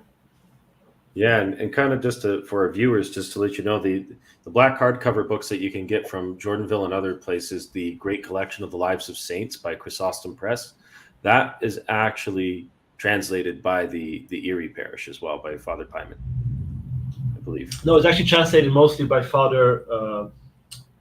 They sponsored it and helped, but actually the translation was done by. It says when you open it on the first page actually who did most of it, but they sponsored it because they needed it for themselves. So that's what Erie does. That's the beauty of Erie. We need something. Wow. Well, we gotta make it ourselves, right? Yeah. So if people are wondering a good source to read Russian Orthodox saints, I mean, they don't just have Russian saints in the Great Collection of the Lives of Saints, which I just have over there, but they also have other saints that are ancient from Greece, from other parts of the church in the world at the time. It's a good collection. It's a really good collection, and I'm grateful for their hard work in translating these from Slavonic, because I believe these were the collections compiled by was it Saint Dmitry Rostov or no? It was. That's the irony. He that's didn't the like irony. the Old Believers, and Old Believers translated his Lives of Saints. So that's like that shows you, So what is kind of the old believer view of some of the post divide saints? Like what is kind of their view of Saint Seraphim Saraf? And, Okay, so just quickly, as we mentioned, there's now different groups, right, who we don't consider canonical. You have two big groups who have priests. You have probably 3 or 4 groups that don't have priests. They're called priestless. So that's like, there's many groups now who don't even want to be called canonical. So it's not even us. It's like they really don't want to have anything to do with us. For simplicity's sake, yes, we would call them schismatics. But just for you to clearly in your mind understand, I'm now talking about someone else. They wouldn't accept any of our saints after the reforms. They would be sympathetic to some saints like Saint Seraphim of Sarov because he was sympathetic to them, or at least he wasn't negative to them or as negative, So I think they don't accept any of our saints. They up until recently they didn't have their own saints. I think it's only maybe in the last few decades that they started canonizing their own saints. So no, they really don't see. They truly don't believe that we have the priesthood anymore. They're like it's that bad. It's not even like neo-Donatism. Yeah, exactly. Because it's not even about like, okay, there's issues, we're schismed from each other, like, but obviously you're real Christians, right? No, to them we are basically pagans, right? Wow. If you want to become a believer, really they'll baptize you and always, because they'll say you're a pagan, right? And it's sad, and it's like you said, it's really in many ways almost heretical, because really the idea that because of ritual, because now I did this, now I'm not a priest anymore, right? It's completely bananas, right? As you would say in America, I think. I don't know. Yeah, it's bananas. It's like, I like that. It's like open, you got to be intellectually honest, and you got to open some books. Yeah, because there is a difference. Like Father Vasily, he's a deacon with the Old Rite, just said there is a huge difference between Old Believer and Old Rite. Because the Old Rite, of course, they're in the distinction that we're using here, they're with us. Well, So the Old Believers use the Old Rite, but when we use the language just to separate it and make it clear, the Old Believers, the people in Erie will never call themselves Old Believers per se. They would say we're Old Ritualists, right? Yes. So he's completely correct, and so the distinction is, yes, Old Believers, Old Ritualists, and Old Ritualists are usually at the end of the idea. So it's it's this whole thing, and this is sad because they have preserved a lot. They have preserved iconography. They have preserved chant. They've preserved many ancient practices, and there, I know many of them. Many of them are very, very good people. Oh, of course, and so is there some Old Rite saints from like before the healing of things that we recognize now? Like I personally would definitely count Anna Kashin as a saint. Is there kind of like a formal recognition between the two churches that way? Or I shouldn't say the two churches, but the two different aspects here that we see at play with the Old Ritualist and, of course, us, because there might be a difference in who they commemorate when, too. I mean, we would agree on all the pre-Reformed saints today. We would agree with them, right? Now, Anna Kashin, I was actually ordained priest on her feast day, which was like a little bit providential, I think, because she's very interesting. I think she's the only saint that was canonized, decanonized, and recanonized. Wow. Because what happened was she was canonized and then she was a saint. And then after the reforms, they opened her relics, right? Uncorrupted. You say uncorrupted or incorrupted? Yeah, incorrupt. Uncorrupt, you're right either way. Yeah, they're incorrupt. And then they open them, and then she's laying like that, and she's holding the 2-finger sign of the cross. Wow. So they're like, well, she's not a saint. She's a crazy old believer. Get it out of here, right? So they took her off the calendar. Relics, and I was like, whoa. But you see, that's how far it went. That's how far the negativity towards each other went. But then, of course, that's sad because, like, even for me, I hear that and I'm thinking that's pretty holy. That shows her dedication. Yeah. And that shows God is rectifying that, because obviously when we first, for those who don't know, when we first uncover relics and they're incorrupt, we don't immediately assume holiness. there are exorcisms that are read over the relics, and then the whole idea is that they're interred, and then if they show signs of decay, then the incorruption was likely due to something else. It was due to something diabolical. But if they remain incorrupt even after this, then that's okay. They're holy. Yeah. So, and then she was recanonized later, right? Which is very bizarre if you think about it. But Yes. so she's often used as an example by believers who would say, "Look, how blasphemous these new right people are," right? And people will write to me, "Father, how can a council be mistaken?" People will be like, and I always tell them, like, first of all, that council is not ecumenical, is not accepted by anyone outside of Russia. Really, it was really one of these. I don't know if I'll go as far to call it a robber council, but it was surely a council that didn't get everything right, and that's why Yeah. the church is quite open about it. I mean, just read the statement of later councils. Like, this was not the right thing to do, right?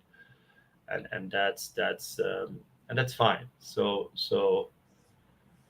yeah, and just before we jump even further, just because I didn't mention this, the 2-finger sign of the cross is older than the 3-finger sign of the cross. So That was ultimately, actually, you read my mind, Father. That was going to be the question I was going to circle back to with that, which is older. the Greeks were wrong. Ultimately, the 2-finger sign of the cross was older, and I think I haven't read a single serious historian who disagrees with that today. This is seen as fact in the academic sphere that studies these topics, right? So in that sense, the old believers were right that this is an older practice, right? So the notion that it needed correction was wrong, right? There was no need for correction. There was a need maybe for, in some people's minds, a need to synchronize practices. That's a different thing, right? We are synchronizing to be the same. But when you say this needs correction, and the old believers were right, it didn't need correction because it wasn't an innovation. It was older. And I think iconography speaks of that. All the old icons of Christ, he always blesses with 2 fingers. Yeah, his hand is always like this, whereas Yes. the newer ones, it's more like how we do it now when Yes. we bless. I have crooked fingers. So that's old believers were right. In that sense, that was the older practice. But again, in the earliest church, most likely people crossed themselves with 1 finger only on the forehead. Like, there's a lot of research about this. Early saints wrote about crossing oneself with a finger, singular in Greek, right? So I think the sign of the cross, and just look to the ecumenical councils. Did any ecumenical council speak about the sign of the cross? Not that I am aware of, because that's not the essence of the faith, right? Yeah. So even for us, like Orthodox, with all the issues in the Roman Catholic Church, if, let's say, they all become Orthodox and accept the faith and they keep the 5-finger sign of the cross, like, I wouldn't fight them over it personally. I if you want to do this, like, this is not the issue today, right? Yeah. And I think the Just church make sure always you end on the left. it's these things got blown out of proportion, and obviously because of politics, because of geopolitical, and it's we have to be honest about it. The Tsar wanted to be supported by the Greek patriarchs, right? It would make him legitimate. It would make the Russian Empire more of a power. So of course he blindly trusted the Greeks, who said this is an innovation. Exactly. No, and yeah, so to kind of just touch briefly on some of the other differences. So in the Old Rite, obviously the way proscomedia is prepared is going to look different. It's not going to be the same as how we do it, and even the priest's vestments are different. I've noticed, like they still have the high back on the phylone for them, but they're longer in the front, and they have buttons on them to secure the front up when they're working with communion. I also noticed they had a different thing from the palitsa. They had like these long strands instead. Was that basically like the same idea behind the palitsa? No. So the strands are actually from the belt. They're not a reward. They're hanging from the belt. So that has actually nothing to, in the Old Rite, there's actually no idea of rewards like we have. That's more of a modern Russian thing, where you have the nabriedyanik, the palitsa, if you're in Ukraine, you get 2 crosses, and all these things. We don't. That they never had that. The priests didn't even have crosses back then. That's much later. This was Saint Tsar Nicholas II who got us these It was actually his father, I think. I think it was his father, if I'm not mistaken, okay. that signed the degree. It doesn't matter, one of them for sure. But yeah, so the proscomedia you bring up, yes. So in the Greek practice, you have one big lamb, right? Usually one big lamb. In the modern Russian practice, you would usually have five. Yeah, 5 prosphori that you have one for the Mother of God specifically. Yeah. In the Old Rite, you would have at least 7. In cathedrals, you might have 9 or 10. In Erie, I think they have 10 prosphoras when they do proscomedia, right? So it's at least 7. But again, it's like like we said, these are practices that are not essential. That they are not. They're not they don't make dogmatic. something valid or invalid, right? Yeah, because either way, at the end of the day, the proscomedia is still going to be arranged in a certain way that reflects the kingdom of heaven. Yes. And of course, the lamb becomes the body and blood of becomes the body of Christ. The wine still becomes the blood of Christ. Still goes into the chalice. We still commune. And also, they would never, for instance, I don't know if you do this, but in some parishes they'll like if there's a few priests, they'll take up particles for names during the vigil, just because there's so many names, right? The old believers would never do that. The priest would have to come at 5 a.m. and do all of them, like during that proscomedia, right? Right. So I think this is more like a priestly thing. I don't think people really are aware of this, but you understand. Yeah, a lot of people don't know what we do in the altar for proscomedia. So and then the way we do processions is different. They go the other way, right? So we would go out and go through the north door. Yeah, no, they go out through the same door, but then we would go to the right. Yes. They would go to the left. They would go counterclockwise. We would go clockwise in the new practice. Yeah, we go clockwise so that we circle perfectly back to the south. They go the other way around. Interesting. And it's like, why? Well, probably someone wrote about this, but essentially, like, there's probably no real reason why. Like probably, like that's the thing. Many of these changes is like, why? And people will try to, it's like Schmemann. He tried to, like, when he wrote about symbolism, he like went overboard with it, right? He tried to, like, and I think people do the same in this case. They'll find arguments why we have to go counterclockwise, even though it's like it doesn't make any sense. Either way, it doesn't make any sense to be the only proper way, essentially, right? In the grand scheme of our faith. So we have to be careful not to over symbolize things as well, because that can also be dangerous, right? Exactly. So the final question before we open for Q&A, obviously, is the one that a lot of people have been waiting for to ask, and that's on the listovka. The big difference, obviously the listovka means little ladder, or it's like a ladder. It represents the steps to heaven. So maybe could you touch a little bit on the listovka, the kind of the symbolism behind it? So the listovka is based on St. John of the Ladder's ladder, right? It's a symbol for the ladder. So we just celebrated that 2 days ago, or yesterday. We call him Listvichnik. Yes. So Listvica basically means ladder or steps. So essentially, like I've mentioned before in one of my videos, we use it the same way, right? We pray the Jesus prayer. So that's, I think we have to start with that, because it's not like a different prayer. It's not like a different reality in that sense, right? Essentially, you close your eyes, or you can keep them open. I don't know. It's up to you, I suppose. But you pray the Jesus prayer. That's what it's primarily used for. Now the divides are obviously will be a bit different. I don't know if you can see. Yes. First of all, the listovka is way bigger, and there's no small models. So like the listovka has to look like that. Yeah, you also have one. They have to look like this to be traditional old believer listovkas, right? Like when you see some of these like smaller ones that have like just 50 steps or something, that's already, like, in their mind, that's not valid, right? Yeah, that's just kind of like you want a prayer rope that looks like a listovka. Yes, exactly. Yeah, because exactly. this is an Old Rite style one with the 109. Yes, it's 109, and it's the symbolism is quite profound. So you would have, like, the divide is not even. For those who are in the new rite, like, it seems strange why you have 17 here, but that's the 17 prophets of the Old Testament, for instance, right? Then you have 12 apostles on the other side. Then you have 12 apostles here, exactly. Divide for 12. Then you have the weeks. It's 37, right? 37 weeks that Christ spent in the womb of the Mother of God. I think it's Yeah, I have 37. 38 on mine.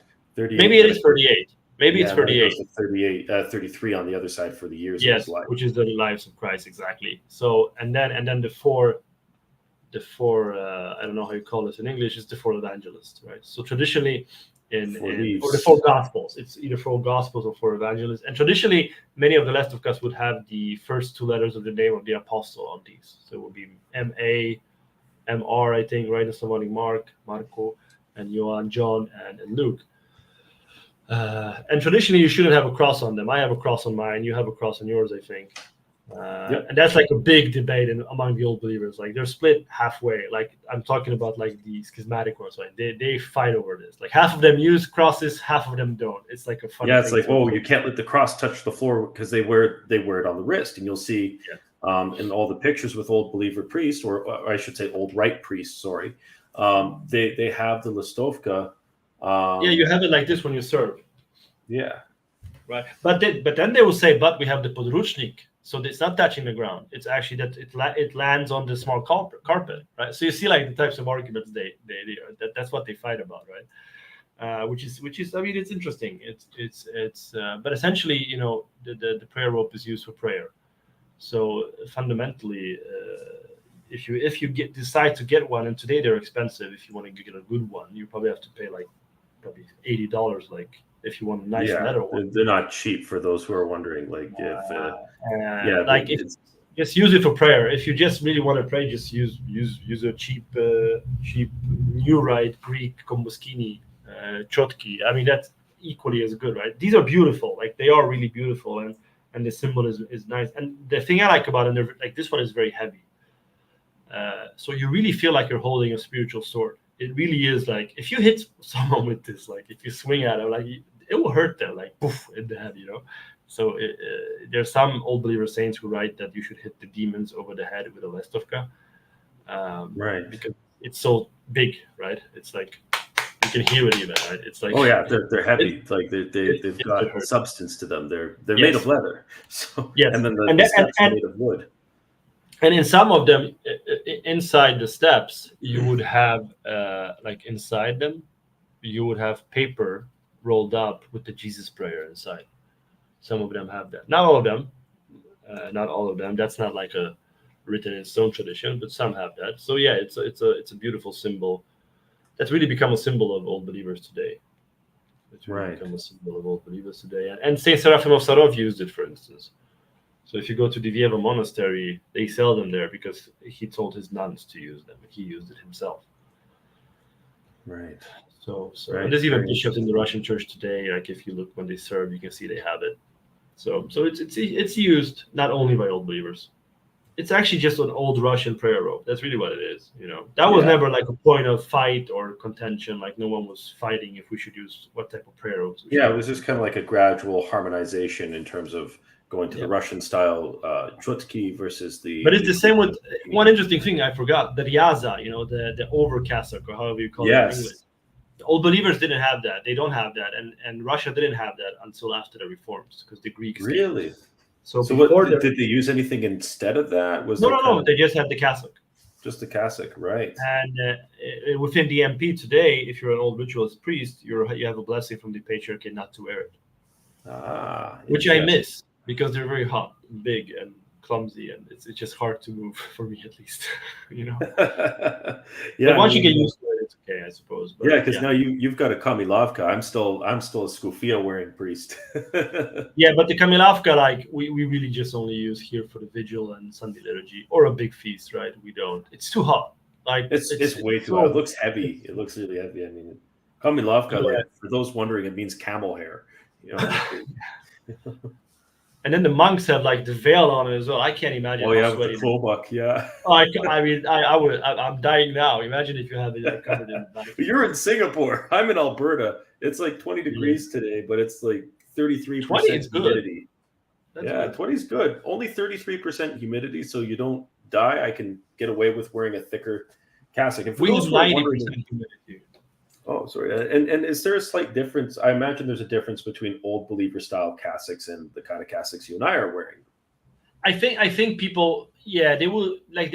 I know some old believers wear like a cassock with 33 buttons, which is very similar to like what cardinals wear in the Catholic Church in a way. Yeah, or like I noticed the Bulgarian style or the Romanian style Yes, Orthodox some Serbs have it cassocks as that go well. down. Yeah, I would say sure there are some Catholics that look more old believer, but again, that's also never been anything.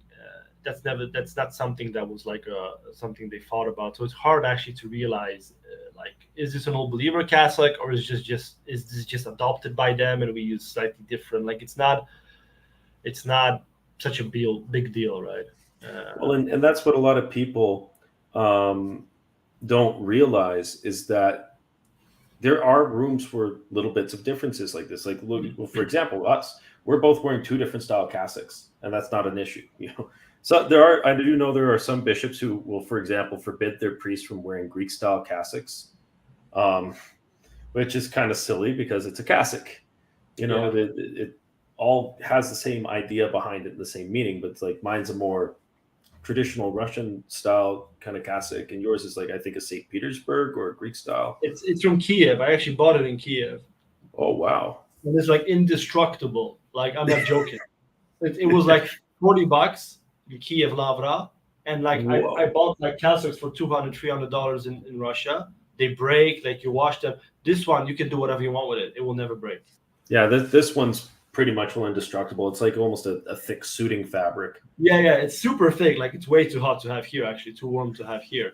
But we put It's the air thick, but it conditioner on. breathes better than my light one. The one light one, it's like polyester. It's like a plastic bag. Yeah. And People I must have a think this great is Greek so style one. intriguing to listen to priests talk about cassocks. Yeah, that's such a like a Russian Orthodox priest thing. I've heard jokes amongst my priest brothers in Roco where it's like, yeah, Russian priests were kind of like tradesmen in some ways. We like to talk about the tools and kind of Oh yes. compare notes. It's And like, then what's the someone will dimension hook of you. your altar table? Someone will hook you up. Someone will hook you up because they know some old lady in some village that does it cheaply, and she has the best like materials and stuff. And it's always we always looking for like the best cassocks that are like cheap, Best but also cassock. not, Yeah, no, it's like actually I do have a linen gabardine cassock, David. Saw that there. I have a I linen have a one, but linen gabardine one it's that so much it's hassle. You gotta iron it and. oh yeah. Linen's a hassle. You want to get a linen gabardine if you're going to get that, so that you maintain the shape of the fabric without the wrinkles, but that you have the breathability. It's Breathability when Kiev you're when you wearing just take all it those out with a vestments. machine. It dries in 5 minutes, and you don't need to iron it. Like it's a miracle. I don't know. Oh, exactly. I mean, the vestments get heavy. A lot of people realize like it's an act of asceticism alone to wear. You've got your cassock on Sunday morning, and then you have and if you're serving vigil in the New Rite Russian tradition, you wear your riasa as well over top of your cassock, and then your epitaphilion, your ipanamiki, and your filon. It And gets very warm it's in home. that filon gets hot. A lot of people realize the high back, it's meant to keep you warm. And sure, it's easy to take on and off. It's easier to take on and off than the Greek filon, but you get I've never really tried a hot in Greek one. those I should try sometimes. one. Hopefully. It's like the cone of I hope when I death. go back home to Sweden for a visit this summer, I'll serve it with my Serbian brothers, and they have Greek style vestments. So I'll make it a point to try it because I never tried a Greek style vestment, and everyone says it's so much more comfortable. They are very comfortable. The only because I have a Greek style set, which I'd actually initially just got to make traveling whenever I would fill in, because I oftentimes back in Ontario I was afloat, and so I was mainly the second priest of Christ the Savior Russian Orthodox Church there, but occasionally I would go and fill in for other Rokor priests, and it just became a hassle carting my vestments. I'm taller than most of my brothers here. You're definitely taller than me, Father Philip. I can tell. I'm 2 meters. I'm 2 meters tall. What's that in feet and inches? Because funny enough, in Canada we tend to use that. 6'7". 6'7". Jeez, I'm 6'1.5", and that half is important. I mean, if you look at my Instagram, some of the vestments we have here. Oh, it froze. Uh-oh. Oh no. Now we're having some technical difficulties. This message, Father Philip, and let him know that we froze. One moment. We frozen. I hear you now. Okay, there we go. Yeah, we had some technical But I don't see you though. There we go. There you Yeah, go. so it's the vestments. Yes. Yeah. So They could be across the bear. It's like, yeah, with the Greek style ones are pretty comfortable. I have a set. The nice thing about them is most of them, the epitrachelion, fun fact, they have a little button at the back, and so it clips the phylone to it, so it doesn't yeah. shift around. And especially during Lent when you have to make prostrations with the phelon, and it's not really like it doesn't stay in its place, right? And then the cross moves. I mean, this is just only priests will understand all of this. Yeah, So. and it's not fun when the vestments are short. Like, you don't care too much. The phylone's a little short, comes up the back of your legs a bit. The big thing is with the Russian ones, I find if they don't fit right, they just choke you. Yeah, I did these ones do, but we're in the process of ordering like all of the colors in my size. Oh, but it will take some time. You can get them pretty cheap from Ukraine. Yes. It's like if you want the really nice quality ones, you order them from like the St. Elizabeth's convent in Belarus, but they're that's expensive. like $1,000 a set. Oh yeah, no. We get them for we get them cheap probably in Ukraine. Yeah. The struggle. All right. About the Old Rite, yeah. Yeah, it's they say tall, 5'11". Yeah, well, Father Philip is 6'7", and that's got to be a challenge with the vestments. I'm sure there's some vestment maker in Ukraine or something right now going, what am I making these vestments for? Basketball player. The cool thing is, though, I mean, the nice thing is I've never tried vestments, priestly vestments that actually fit me. So I don't know what I'm missing yet. Yeah. Once I have a set, it would be hard probably to go back. But for now, since I've been ordained, 8 months ago, I've only used these vestments that are technically too small. They're not too small, they're just too short, right? You'll notice a difference in your epitrachelion. I have an epitrachelion that I inherited from one of my predecessors here in Alberta. And I use it as just kind of like my, for my prayers for when I have to go and see someone. And it's short. The only thing that's uncomfortable about it is it just doesn't sit on the neck and the shoulders right. It'll just kind of close off. So you're going to like it when you have vestments that fit you. It's going to be a lot easier to serve and move, and you won't have to shift the phelone. It won't cut your neck off so much. Like even when you lift your arms at the elevations for the cherubic hymn and everything else, like you won't have that choke. I don't know a life without this pressure here. That's all I know. Like how do it's be a whole new world for you, Father. Yeah. You're gonna love it. I can't wait. Yeah, and be forewarned. Like the only caveat with the Greek style vestments, they're very long in the front, kind of like the Old Rite vestments are. Yeah. Except there's no convenient way to keep them up. Yeah. So I won't get. I mean, here we'll get Russian style vestments. So just get an altar boy to come and just flip that back so I could. Yeah. But if you're on your own, like I am most mornings for proscomedia, that's it can be a pain. Yeah, I usually have someone helping, but they got other things to do too. So. Yeah. All right, so we've got some questions, some Q's and A's. You can be. I'm going to highlight that because there's some questions. So we got some questions. First, before we begin the Q&A, thank you so much, Father, for agreeing to do this talk. I found it really interesting and edifying. I'm sure a lot of people in our audience really enjoyed it, and definitely would love to have you come back on again sometime. Thank you. I mean, I just want to first of all thank you for having me. It's been really nice talking to you, and I'll be more than happy to be back.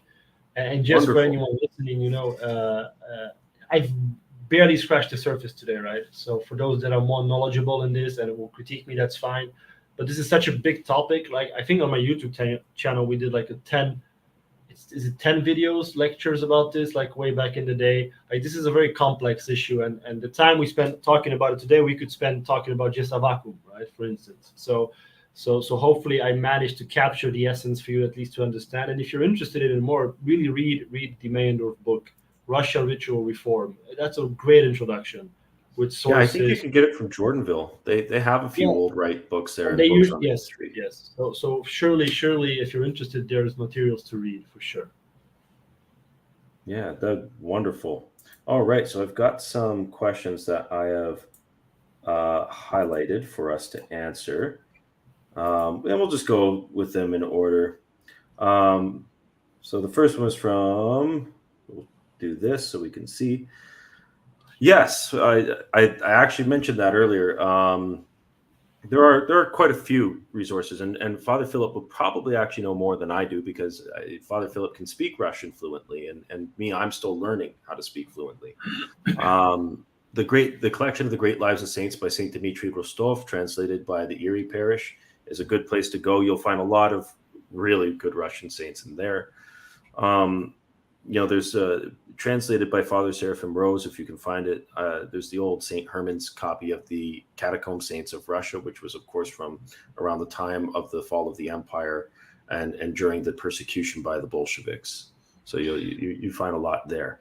And he also, Father Seraphim Rose also wrote the Northern Thebaid. I don't know how you pronounce it. Thebaid is how I've always. Yeah, the Northern Thebaid. That's a very good book about Russian saints as well. Other than that, actually, I think about more modern saints, you will usually have to go online, because they haven't usually been translated yet. So they'll have like the life of one saint somewhere in English. So just feel free to try to Google around, and you might find the lives of some saints. They're newer saints, right? Even newly canonized saints. And what's neat about the saints is there's like a consistency from all the way even back to the Desert Fathers to now with our saints. But I will say there's a certain difference in the flavor of Russian Orthodox saints, for example, versus Greek Orthodox saints, which just, it again, kind of highlights the way that the church has this ability to incorporate things and not dogmatize ritual or certain little other expressions. But I mean, for me, of course, I'm naturally impartial to the Russian Orthodox tradition. Yeah, and remember, they're different, but not one better or worse, right? They just developed in a different historical context, in different circumstances, and some saints will speak to you more, some will speak to you less, which is fine. I know myself, I will read some saints and it will be a wonderful life, but I'll be like, this is not, it doesn't vibe with me, because for whatever reason, right? It's not. We don't have so much in common, so just keep looking. You might find, a Georgian saint that fits you, or whatever. Like and that's Gabriel. Yeah. Well, for me, I'm a big fan of Saint Ignatius Brianchanov. Yes, it's good. I find his approach to things, and I really love Father John Christiankin. So it's not just the lives of saints you want to invest in; it's also reading their teachings. And Father John Christiankin, I think they're still in the process of canonizing him. I know they started back in 2021. Yeah, I think there will be some time, because it's Metropolitan Tikhon who wrote Everyday Saints, right? He wants to do it, but he was his spiritual son, so they probably have to let him die first. You know how it is. Like, you can't. You can't allow a spiritual child canonize their spiritual father. That's way too quick. So probably. Yeah. And that actually happened in the Greek Church. Saint Joseph the Hesychast his canonization wasn't done by his spiritual son, but really pushed for by Elder Ephraim. So it does happen, right? It does happen. It does. I think traditionally we would say that we would like some time to pass. I think if you look at the church, we want to filter out any potential biases. Okay, so we got a question here from Ayusma Kiryu. So I currently attend a Greek Orthodox church, and in light of what you said about the EP in your last video about the filioque collar, etc., what do I do, Father? The only churches near me are Greek Orthodox. I cannot currently go to a Russian church. What your advice be? Keep going to church. Yes, there's problems everywhere, and no, it's not all sunshine and rainbows and ROCOR or anywhere. There's always going to be problems. There's always going to be something that's going to happen that will tempt you. Judas sat with Christ, the 12 apostles, and was not just banished from their midst. And that's what I constantly tell people wrestling with the old calendar question. Don't leave Christ because of Judas. Don't cut off your nose to spite your face.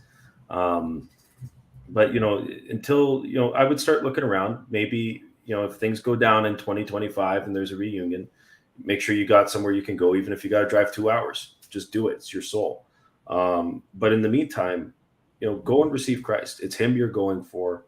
No matter the problems, while they're in the canonical church, he is still there. We're not Donatist. Is there anything you'd like to add to that, Father? No, I think you summarized it good. Yeah, I get this question a lot as well. And the Russian Orthodox Church, when it severed communion with the Ecumenical Patriarchate, obviously we as clergy are not allowed, and we also discourage our faithful from going there. However, nowhere does it say that the Greek church all of a sudden doesn't have grace or doesn't have the sacraments, because we understand that that's a much bigger question that should be handled by a council if necessary, right? Yeah, breaks in communion are totally different than full-blown. Exactly. You're out. Don't listen to people who try to convince you that that we've now anathemized the Greek church or whatever as a whole. That's not what's happened. Breaks in No. communion are sadly normal in church history. It's a reality we live in, and no one wants this, right? But in the meantime, it's a pedagogical tool. It's pedagogical. If that's the only option you have to go there, I mean, you can go there, and there's many Greek priests I know personally who are very Orthodox and whom I believe are more holier than most of the priests in the Russian church even. So it's not, there's Very problems pious. everywhere, and there's holiness exactly. So just trust God and keep going there. Yeah, it's for him. It's all for him. You can't put all the stock in how the men of the church conduct themselves. It's important, but you can't put all your stock in that. Ultimately your hope is in Christ, and that's where you got to place that. You got a shout out to Father Philip from Singapore. Oh, Liquid H, who is that? I'll have to figure it out. Know. I have no idea. But you got some support. You got some love coming your way. We did, Isaac. We did talk about the Listovka, but thanks for throwing that in there and sure how that ended up.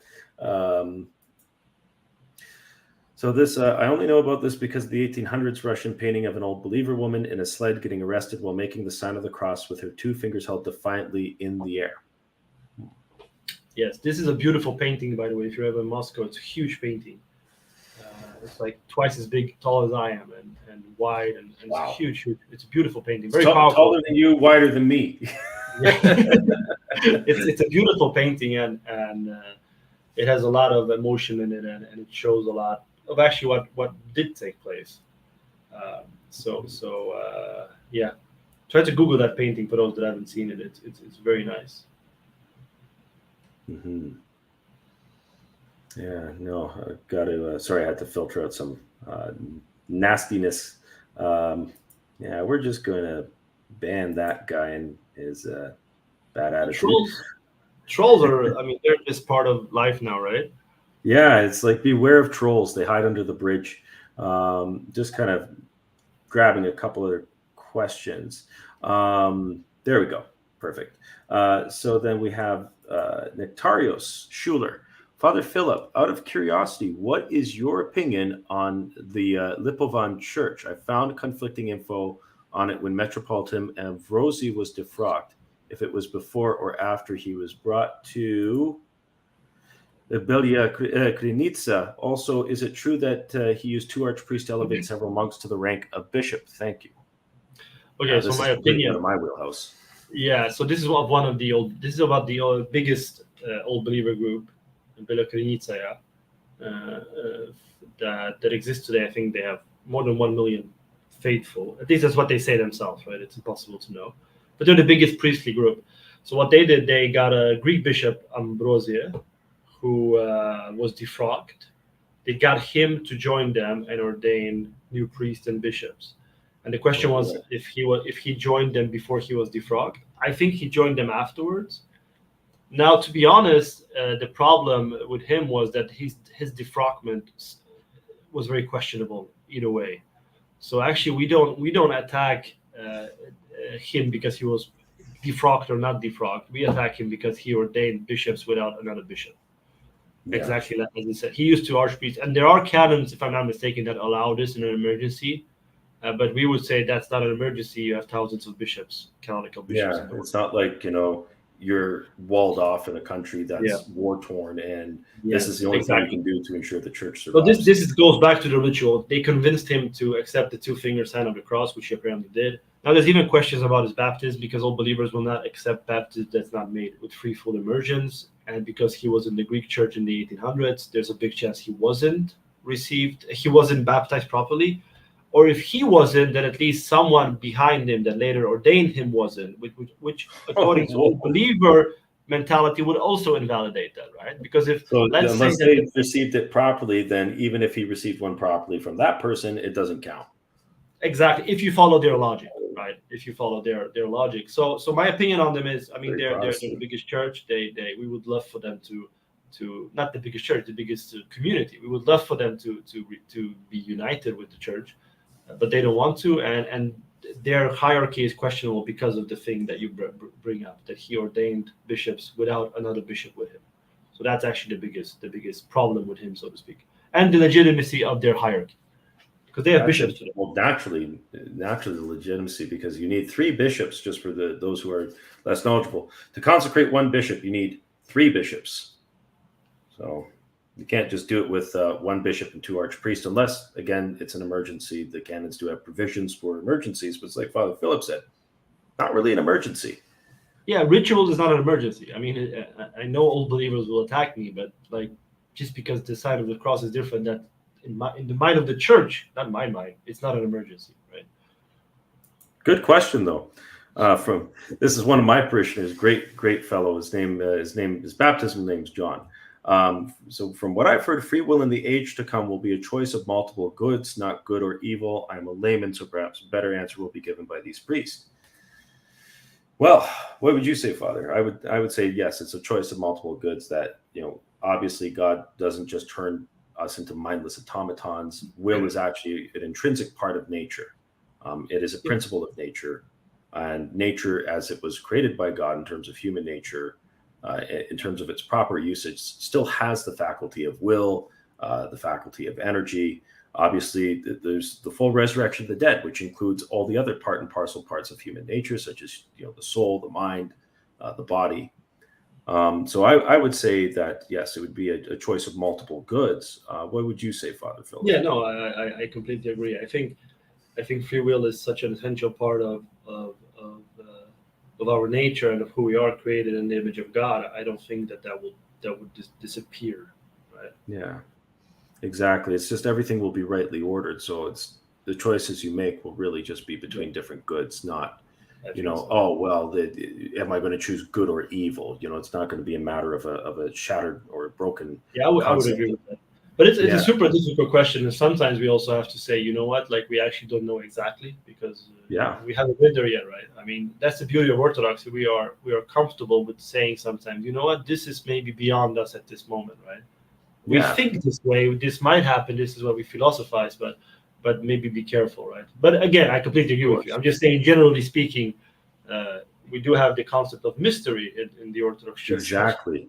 We can't say for sure what the eschaton is going to look like, just like we can't say when it's going to happen. And I'll sometimes get Protestant-minded people or Protestants saying, "Oh, Father, when do you think when do you think Jesus will return?" It's like, I don't know. Well, that doesn't matter. It's not going to do you any good if your life is a mess and you're not repenting of your sins. So this one's definitely a question for you, Father. How many Russian clergy split in the 17th century, and where in Russia was the Old Rite concentrated? So not many split. That's the thing. Very few clergy actually did join the Old Believers. What happened was some clergy would join them later, after the Schism, the newer generations. I think the last Old Believer priest who didn't accept the reforms died at the end, probably at the end of the 17th century, if I recall correctly. And what happened later, they had to try to lure canonical priests to join them. So already from the beginning, this movement wasn't really a clerical movement as such. It wasn't like there was this big group of bishops or priests that decided to join the Old Believers, right? Most clergy remained faithful to the church, and later on, some of them would join. And this is still happening today. They would usually have, like a common occurrence, and this is not to talk bad about them, but a common occurrence is they will accept defrocked clergy from us. For instance, someone is defrocked, he has a second marriage, whatever, they will accept him, and then they will argue, well, he wasn't baptized with free full immersion, so he was never actually a Christian, more so a priest, so we'll just accept him even though he has 2 or 3 wives already. And this is the lengths they have to go to preserve what they believe is their truth, right? And I think we see that. I think in throughout history we see this with when people go into schism, the boundaries they are ready to push are expanded, right? Just to keep their agenda alive, and they'll break canons, or they will modify the understanding of the canons in such a way. So like if let's say I'm defrocked, God forbid, and I get married again, they'll say, well, his bishop was never baptized properly, so he was never a priest, so that doesn't count. Like it's this whole. It's almost very Protestant in terms of the way they want to personally reinterpret the canons. I mean, that's what happens when you. It's like Saint Eustace Popovich says, right? Like once you get cut off from the tree, like you survive for a while. Like the branch will survive for a while without water, but after a while it withers away and dies. And this might seem very harsh towards them, right? But this is what happens when you focus so much on one or two things in the faith and ignore everything else, right? Yes, they have preserved the sign of the cross. Yes, they have beautiful services, but there's more, right? There's more. And this is very. I'm actually super sad when I talk about this because I know many of them. I've studied this very deeply. Right, they're good people. Like they really. These are one of these people outside the church that I truly believe might find favor in God's eyes upon judgment. Right. I mean, He only knows, and we don't know. We cannot say. But I know many of them, and that they're coming from a good place. Right. And they just don't know better. Many of them don't know better because they were brought up in this environment. So yeah, it's a difficult question. That makes sense. Lord of mercy. So we have a question from Froggy Lad. Froggy Lad, that's a cool name. A great name. I'm currently thinking of converting to Orthodoxy. One of the churches near me is part of the genuine Orthodox Christians of Greece, the GOC. Is this a church that I should inquire in, or are they invalid? You should definitely not inquire in them. They are not part of the canonical church. It's kind of this issue that Father Philip and I were just discussing, is that this is a very Donatistic, very Protestant approach to things. Just they're right in regards to, yes, we should not have changed from the calendar. There's certain things with regards to praxis. They're certainly right about the issue of ecumenism. But the way they go about it invalidates it. It completely, they remove themselves from the fight, as someone once said. They completely invalidate their position if they're saying, you need to change, you're in the wrong, but they're outside. And then furthermore, they've anathematized and cut off from each other. So the GOCK is not in communion with the GOCM.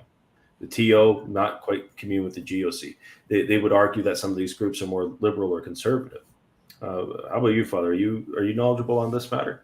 I completely agree. We have issues with them in Indonesia, for instance, right?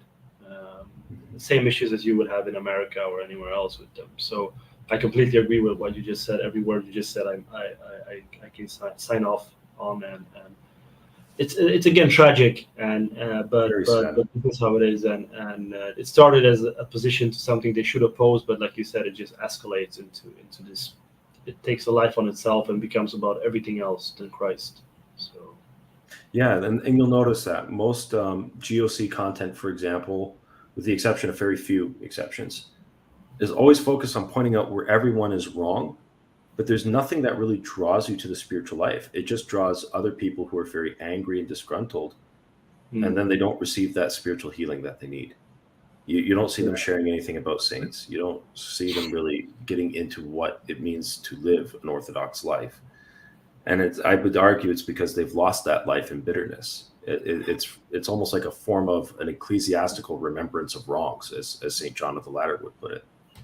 Yeah, and their whole identity, right, becomes we have to oppose this, right? We have to, whenever anyone does anything good, they will find, in 1978 he was at the World Council of Churches. He said we need unity, therefore he's always a heretic. It's like that's not how life works. Or if you're in communion with these persons, even if your hierarchy isn't guilty of doing certain things, it's a genetic fallacy at this point they appeal to. They'll say you're guilty by association, which is why none of them are in communion with each other. And that's, if you think about it, that's the Catholic heresy of original sin, that you inherit the guilt. It's like I inherit the guilt for what a bishop did in 1978 just because I'm in communion with the same bishop. That's actually a very dangerous way of looking at things, right? Because if you want to use that logic, then all of us are condemned and we're all heretics. Exactly. So find a canonical church. Don't drive the extra distance if you have to. Carpool. If this is too political, Indigenous Rambo, another great name. If this is too political of a question, I apologize. Do you think Russia will eventually criminalize abortion The fact that it's still legal feels like a holdover from Soviet times. So, interesting question. They're in the process of doing it. Yeah, I was just going to say, I thought I read that they were in the process of criminalizing abortion. The problem with Russia, I mean, generally speaking, is that it's not as holy as you think. Right? Yeah. Everyday life in Russia, and that's important to understand. There's a lot of leftover from communist times, from atheism. There are some people who miss it. Yes, they do. Even Christians somehow. So you have to understand that this is a process. But compared to other countries, it's much better in how it approaches these things, because the church has, again, much more power in society, right? So while abortion is still legalized, the church is fighting against it by opening centers for mothers who want to do abortion, right? By offering to take care of the children just so that they might not be killed. So while you have the legal side still questionable, although moving in the right direction, the church, because of the authority it once again has, it's able actually to make this less and less of an issue. Yeah, and we see even in Russia there was a push by the church, which from what I've seen has been successful, to also illegalize the promotion of witchcraft. Yes, witchcraft is forbidden. All these like Jehovah's Witness type sects, which are usually infiltrated by never mind, too much politics. But all these crazy sects, they're also forbidden. So and they cause damage. These people have destroyed marriages through witchcraft. Yes. If you listen to some talks by priest monk Cosmos, he gets into that actually. Yes. So remember, morally speaking, Russia is not a perfect holy Russia.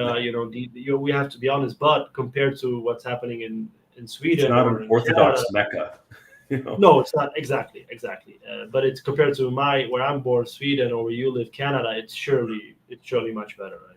Yeah, there's not much difference between where we were born. Although I think Canada, because of the virus thing, I won't say it so you don't get demonetized. The meme virus. I think they went overboard even more, because we didn't have any restrictions in Sweden. Yeah, we went crazy here. Yeah. Because I have family in Canada, and like that was like, I didn't leave my house for 4 months. What? How is that even possible? Yeah, it was a depressing time. And I mean, at least here in Alberta, because I'm no longer in Ontario, but here in Alberta, it is much more conservative. It's better. It's more family driven, but it's still got its problems. It's not perfect. So, but remember, I think everyone should just remember that there won't be a perfect place on earth. There will always be, the perfect place is Christ, the church, and the life to come. Right? That's where everything will be perfect. Exactly. Good morning. Oh, thank you for the super chats. Another thing is I will be sharing the super chats with Father Philip as well for joining. So thank you. Good morning from Germany. I hope that you are doing good, fathers. I have a question. What do you think about Sam Shamoun? Is he an historian like Marmari? No, he's not a historian. Sam Shamoun I like him as a person. I think he's still figuring out. One thing Sam has always been honest about with his kind of involvement in all these different groups, with Orthodox and other people online, is that he's really on a fact-finding mission. The man is really clearly searching for the truth. Pray for him. Is this the bald guy that always dismantles Muslims? Yes. Okay. I've seen some clips of him. Yeah. Yeah, the bald Muslim destroyer. He dismantles them. Some of those clips are like, wow, this is. Oh yeah, he's fiery. He's spicy, but you know what? He makes a lot of good arguments against Islam. He understands kind of the approach to take with it. There are times where I think he could be a little bit more gentle in his approach, which some people probably find ironic, because I've got a reputation for being very blunt. But I speak like a man with the kind of background I have and with where I'm at. So, yeah, Slavic people tend to be very blunt. Yes, I am Polish, so I know. Yeah, I was just gonna say, Father, you're Polish. Polish. My wife's Polish. There's no winning an argument. You just yes, dear, and then eventually you work it out. You work it out slowly. All right. How did the Old Rite priests get ordained before 1917 in Russia? Did they have seminaries where they learned? That's a really cool question, actually. So the important thing, traditionally speaking, in Old Russia, before Peter the Great, not so great, Peter the Tall. Peter the Tall. There wasn't the idea of seminaries as such as they are today came from the West. Um, in the Russian Church prior to the reforms and even earlier back, uh, a priest would be chosen by his parish. This is the Old Rite way. You're in the parish, you're chosen to be a priest. This is submitted to the bishop, who then agrees or doesn't agree, and then you should be taught in church by spiritual life, by living the life, by attending services, by being around the priest, right? So the whole idea of a seminary as such didn't exist in ancient Russia, and very much old believers. Obviously, today they would have some type of education, obviously, right? Because they understand it's important. But before 1917, when they would get priests, either they would get priests from the so-called state church already ordained, and they would have to somehow justify that they accepted their ordination, or they would just reordain them and ordain anyone who they thought was suitable. So no, they didn't have any seminaries as such. The Edinoveria would attend the state church seminaries after 1800s, and this goes on today. So today, if you want to be a priest in the Old Rite in Russia, first of all, you need a blessing to be that. But then they send you to a normal seminary like Sretensky Seminary in Moscow. You attend the courses there and everything. When you have to sing, they allow you to sing Znamenny, so you can take the exams in Znamenny chant. They understand that you're a bit different. So there's actually a lot of respect for the Old Rite people who want to be clergy in the canonical church. But the old believers as such never really had seminaries in the same way that we understand it today, because that's more of a more last 300 years idea. Yeah, like Peter Maglia, really pushed Yes, exactly. And now we all have it, right? Rokor MP, all the churches have seminaries, right? But the idea is more modern for Orthodoxy, I think. Exactly. And I mean, even in Rokor, sometimes we relax things to some extent with seminary. Like I never could go and attend in person in Jordanville because it's expensive. I live in Canada. My money's worth quite a bit less than American money. And, and I have a wife and 2 children. So I was pretty traditionally trained in the sense that my parish priest trained me how to be a priest. And I did take theological training online through the seminary, through Jordanville Seminary. And I also relied heavily on my Jordanville trained priest. So yeah. Orthodoxy in that way is flexible. And we see it like here in the mission as well. It's hard to send Indonesians to Russia who don't speak a word in Russian, right? Yet we need clergy. How do you solve that? And you gotta make the best out of the situation. The most important thing for a priest is that he doesn't have any canonical problems that would like that if he's divorced or if he happens to be homosexual or anything that would exclude him. That's actually what the church mostly focuses on. Everything else you could learn: how to serve, you can learn how to preach, you can learn that, right? But we focus more on, doesn't mean that I'm perfect or you're perfect. That's not what we're saying. But it's more definitely like, exactly, we focus more on okay, is he suitable for it? And then if he is, everything else will fall into its place in due time. And priesthood is something you kind of grow into. Yeah, it's for sure. It's something you grow into gradually. And as the years go on, I mean, priesthood also ages you. I started getting gray hairs when I was made a priest. Me too. That's actually, and I lost some hair. So it's yeah. You start to lose some, you get some gray hairs, your face starts to. I've had people like see the pictures of me when I was first ordained in Jordanville, and they're like, "Wow, how many have you been a priest for? Like what, 3-5 years?" I'm like, 2. What? Yeah. It ages you, and I'm like, yeah. Everyone I talk, and I always make the joke because I have this one really nice picture with great priest Father Sergei Lukianov, and I always say, see Father Sergei there? He's actually in his 20s, and he's got this beautiful snow white beard, and people just. Wow. I got someone to believe that once.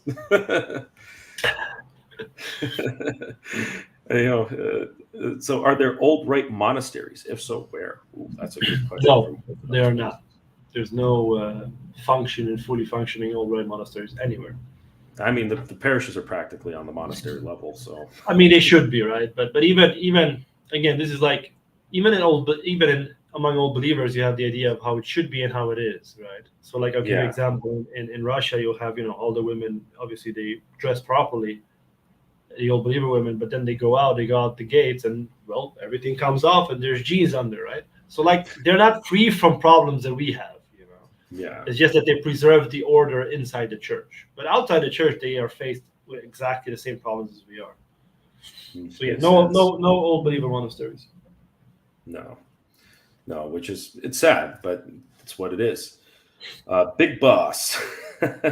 Hello, fathers. Please pray for me. I'm currently trying to join the Orthodox Church, but I've been running into issues, part of which is due to my ego, but also another part is trying to avoid any parish that loves the world. You're never going to find a perfect parish. That might be the ego talking. You got to be really careful of that. You got to remember, ultimately, your faith, your experience of faith, your ability to be unified with Christ is not dependent on the political, ideological affiliations of the minister. That will have an impact on other areas for sure. But that being said, your spiritual father doesn't necessarily have to be your parish priest either. You can find one elsewhere and communicate with them. There's good priests all around. But I would definitely say that you need to just go to a church, receive Holy Communion, learn how to be Orthodox, do your best to learn from good sources. What would you say, Father?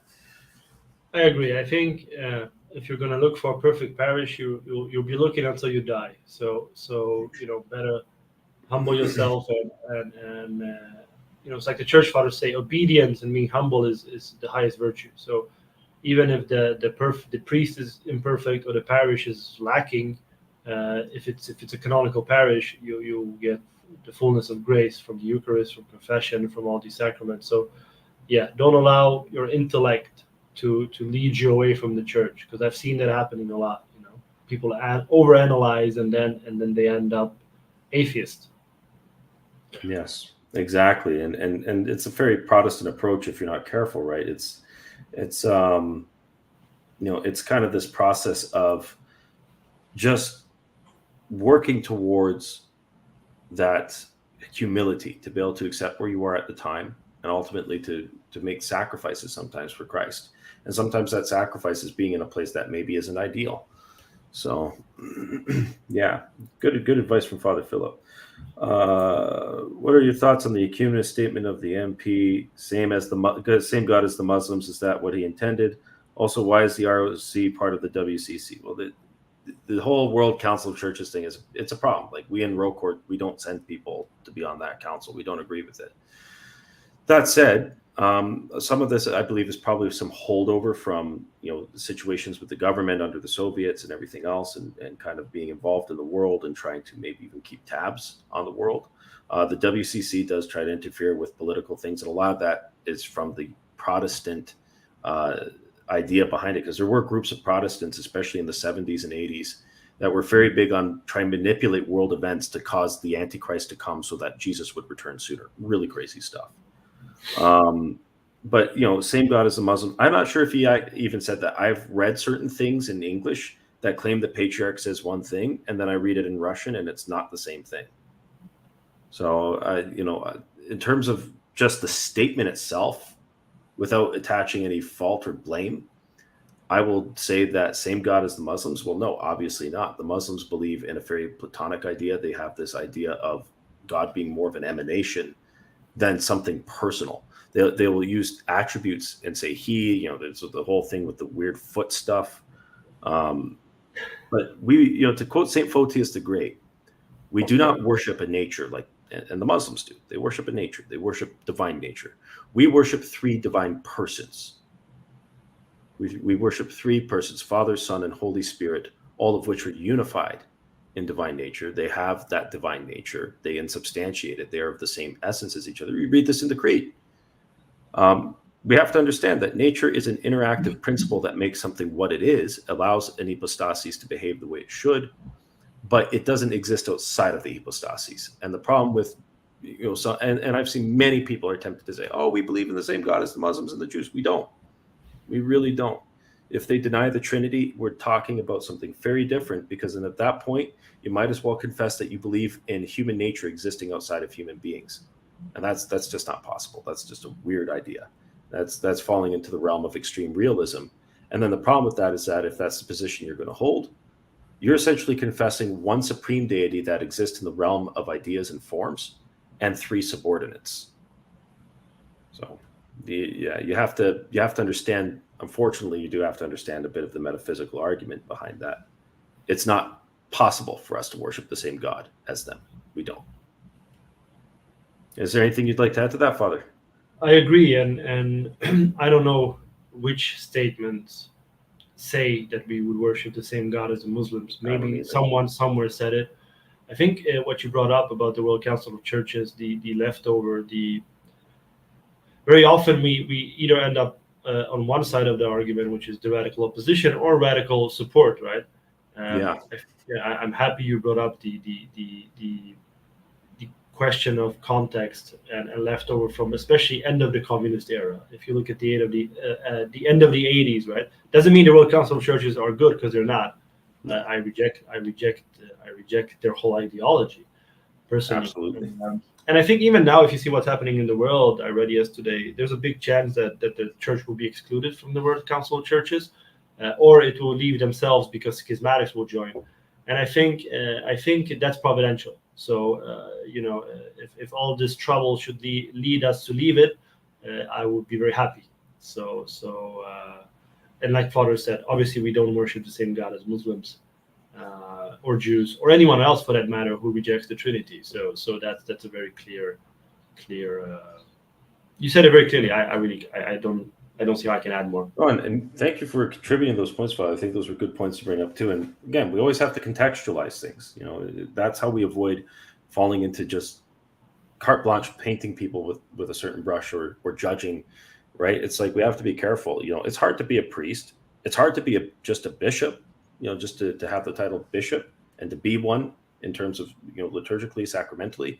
I can't imagine the horrible crown of being a metropolitan or being a patriarch. God forbid, I wouldn't want it.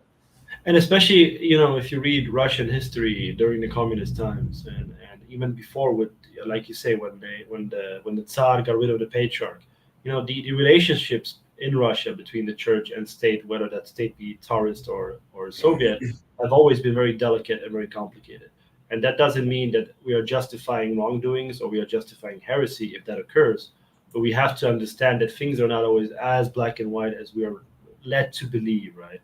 And even if a bishop or a patriarch did a mistake, it doesn't make the whole faith invalid. So we have to be careful, and we have to read about this and really be open to it, to truly see the full picture, right? Again, not justifying any wrongdoings or heresies even, right? It's just about we can't just function like you said before, Donatists, right? Where he did a mistake, like I don't know, Patriarch Sergei, right? He did a mistake. Now the Russian church is forever in heresy. Well, that's not really how it works. No, that's not how it works. And you can't just say that they've lost grace either, right? Yeah. It's like for us, even though we will never encourage people to be in commune with the old calendarists, can we say all of them are completely without grace? No. That's something. And it's not churches. The World Council of Church, they're not churches. Obviously, there's only one church. Yeah. The quotation marks are helpful. Thank you, Orthodox Phroneses. And that was a good point. Just to share real quick from Father Deacon Vasily. My dad knows a lot of history. There were groups of Russians that began to see all of the Orthodox world as fallen and came to the same conclusions that later Protestant sects came to. Absolutely. Very, very good point. Is there a problem if my church faces west? No, you can't always help how the building's built. It should be facing east. I've seen beautiful Orthodox churches that have been unfortunately been built facing south. And it's, but sometimes you're restricted. Like, you have to get approval. Building a building isn't just as simple as like, I want to buy that plot of land and I'm going to build my church there.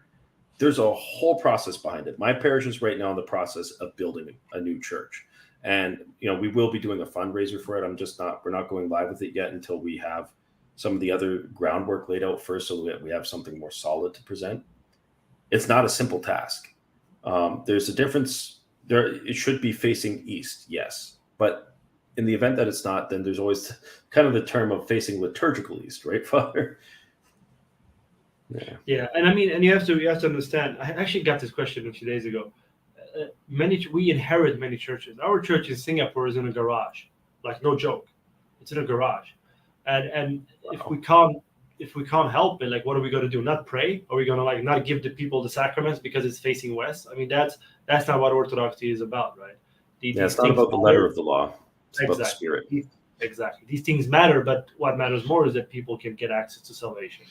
So obviously we're building a new church downtown here in Singapore, a cathedral. That one will be facing east, right? That one will be facing east, and and that's fine. But in the meantime, I'm not even sure if this one is facing east or not. The garage, maybe it is, maybe it's not. But like we can't, suspend our operations if it doesn't face exactly east, because there's Precisely. more important things. Like my parish, it was formerly a Baptist church that Archimandrite the Gay had bought with his parish to have a permanent home, because before the parish that I inherited was on top of a pizza shop. It was on the top floor of a pizza shop. And they finally were able to campaign and get money to buy a building. And they bought an old Baptist church and turned it into an Orthodox church. We got a full iconostasis and everything. And, they just did with what they had. They were poor immigrants. Mm-hmm. And the altar faces south, which, it's not ideal. Obviously, you want, as you're serving the liturgy, the sun to be filling your altar. But, you make do with what you have for the sake of the people, too, and for the sake of honoring God. Is the Old Rite closer to Athonite practices, or closer to Roko, or closer to Moscow Patriarch practices? I would say in some sense it's closer to the Athonite ones, like with the long vigils and stuff like that. But then in other senses, it's obviously more closer to the MP/Roko practices. Although I think most Roko and MP practices are probably from the time of St. Nicholas II. I think that's like where they were froze still and then survived the communist era, right? It's from that time. We kind of, especially in Roko, we're kind of frozen in that, and I like it, but we're kind of frozen in that that old imperial age. Like even in our internal church documentations, when we write in Russian, we use the old imperial orthography. Yes, I've seen that. Yeah, so it's a difficult question, and again, one thing about Athos that I always point out to people. There is not such that, some people will say, Mount Athos has said. What is Mount Athos? There's 20 monasteries. There's tens or hundreds of elders, right? We have to understand that there is not one tradition on Athos. There is not one elder on Athos. There is not one monastery on Athos. Right? I respect all of them and I listen to all of them because they're very important for us. But we also have to understand this. You have a Russian monastery there. You have a Serbian monastery there. You have a we have to understand that Mount Athos is not this uniform thing that always agrees amongst each other and always says the same thing, right? Yeah, it's not an Orthodox Vatican. Exactly, and I think converts make it into that. Yes. Oh, but Mount Athos said. I'm like, no, not Mount Athos. Someone on Mount Athos says something. Yeah, there are some monasteries on Mount Athos that were okay with certain worldly pandemical agendas. So again, we have problems everywhere, right? There's problems even on Mount Athos. So it's not an attack; it's just a statement. We have problems. The Roko, Russian, the Serbs, everyone have problems, right? So you're never going to have it be perfect, and if that's what you want, you'll fall into prelist and you'll go nuts, and you won't have anything at the end of the day. You'll just be fair. With the structure of services, they are certainly closer to Athonite practices, I would say. Yes. Yeah, Russian services tend to be pretty good that way, and Roko, we're pretty strict with how we apply vigil. Pretty close to how the MP does it. I think there's like very minor differences between. I don't think I cannot think of any big difference. I can't either. I can't think of any major practices. Like I think there's certain awards that the MP priests get that we don't, like the right to keep the royal doors open longer, but you have to be like an archpriest to even get that. But a Roko priest could technically get it because the patriarch is still the patriarch of Roko, right? True. And those rewards actually come from him, even though the bishop submits it to him and he has to give it. So technically speaking, you could get him, but they were not part of your tradition, so probably that's why you don't get them, right? Yeah, and our bishops here, we have a little bit more autonomy. Like my bishop can just be like, "Hey, I'm going to award this priest the Napredenik," and then that's it. Yeah, no. In MP, the local bishop can give the priest the Napredenik, the Kamilavka, and the Gold Cross. Everything above that has to go through synod. That's how it is in the MP. Yeah. So the first 3 steps he can give at his own, Then after that, it's always like with the decree of the Patriarch of Moscow, you get this and this, right? Yeah, Russians love the rewards, so it's a whole thing. Yeah, like my bishop, Archbishop Gabriel, he's just like, I'm gonna ordain you. That's it. Ordination and stuff like that is always up to the local bishop. This is orthodoxy. The fullness of faith is always with the local bishop, right? So yeah, and that's a good thing. That prevents that kind of tyrannical, first without equals mindset. I'm pushing that there. So this person, I kind of briefly want to address this. I think there's some apostolic canons about if you're about to die, you can be baptized by certain groups like Orientals, I think. If you mean in your heart to be canonical. The canonical is not that. It's not in here. It's not just in there. There's an actual incarnational reality to the church. The church is hypostatic, right? There's two aspects to the church, as Vladimir Lossky once brilliantly wrote in the Eastern mystical theology of the Orthodox Church. The church is hypostatic. It is one hypostasis with a divine aspect and a human one. And there is for one no apostolic canons talking about this, because in the time of the apostolic canons, when they were written, if you're referring to the Didache, there was no Oriental Orthodox. There was no split that way. The split was actually between the followers of the way, the Christians, and the Jews. And some try to paint this picture like, oh, it was the Christians versus the Pharisees. No, there were many Pharisees on our side, including St. Paul. So it's important to contextualize this. No, you can't get baptized by other groups. That's not how that works. When we receive people from other groups via chrismation, via oikonomia, that's not saying, oh, their baptism had grace. It's actually saying the opposite. A lot of people don't realize that when we chrismate people into the faith, I mean, in Brocourt, and especially in the Canadian Diocese of Brocourt, we baptize everyone. But if you are received by chrismation, don't despair.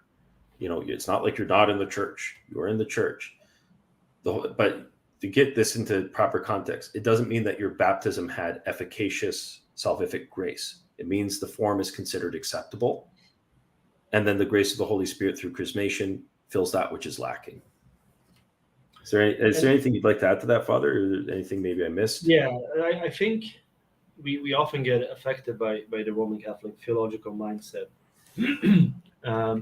which deals with this question. The church fathers, whenever they would write about baptism outside the church, they would always start with the idea that there is no baptism outside the church, first of all. What they would write about is, what do we do when these people repent and come to the church? We often forget the part of repentance and rejecting heresy and coming to the church. The idea that there's somehow mystically baptism all over the place is foreign to the church. It's an innovation, right?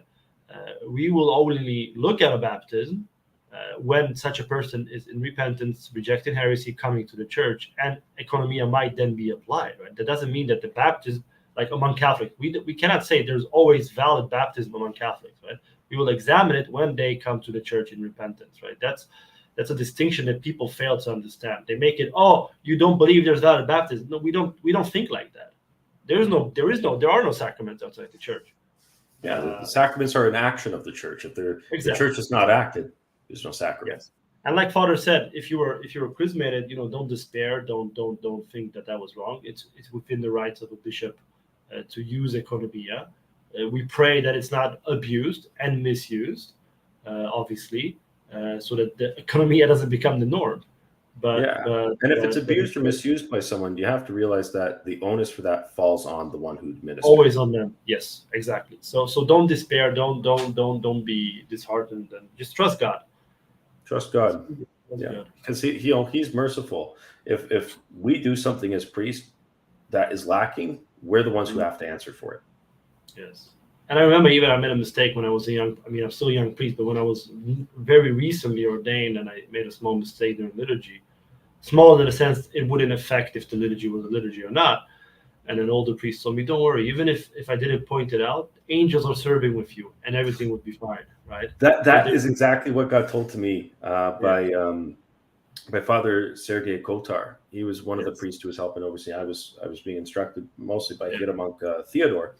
But I made a very minor mistake when I was first serving. Every new priest does.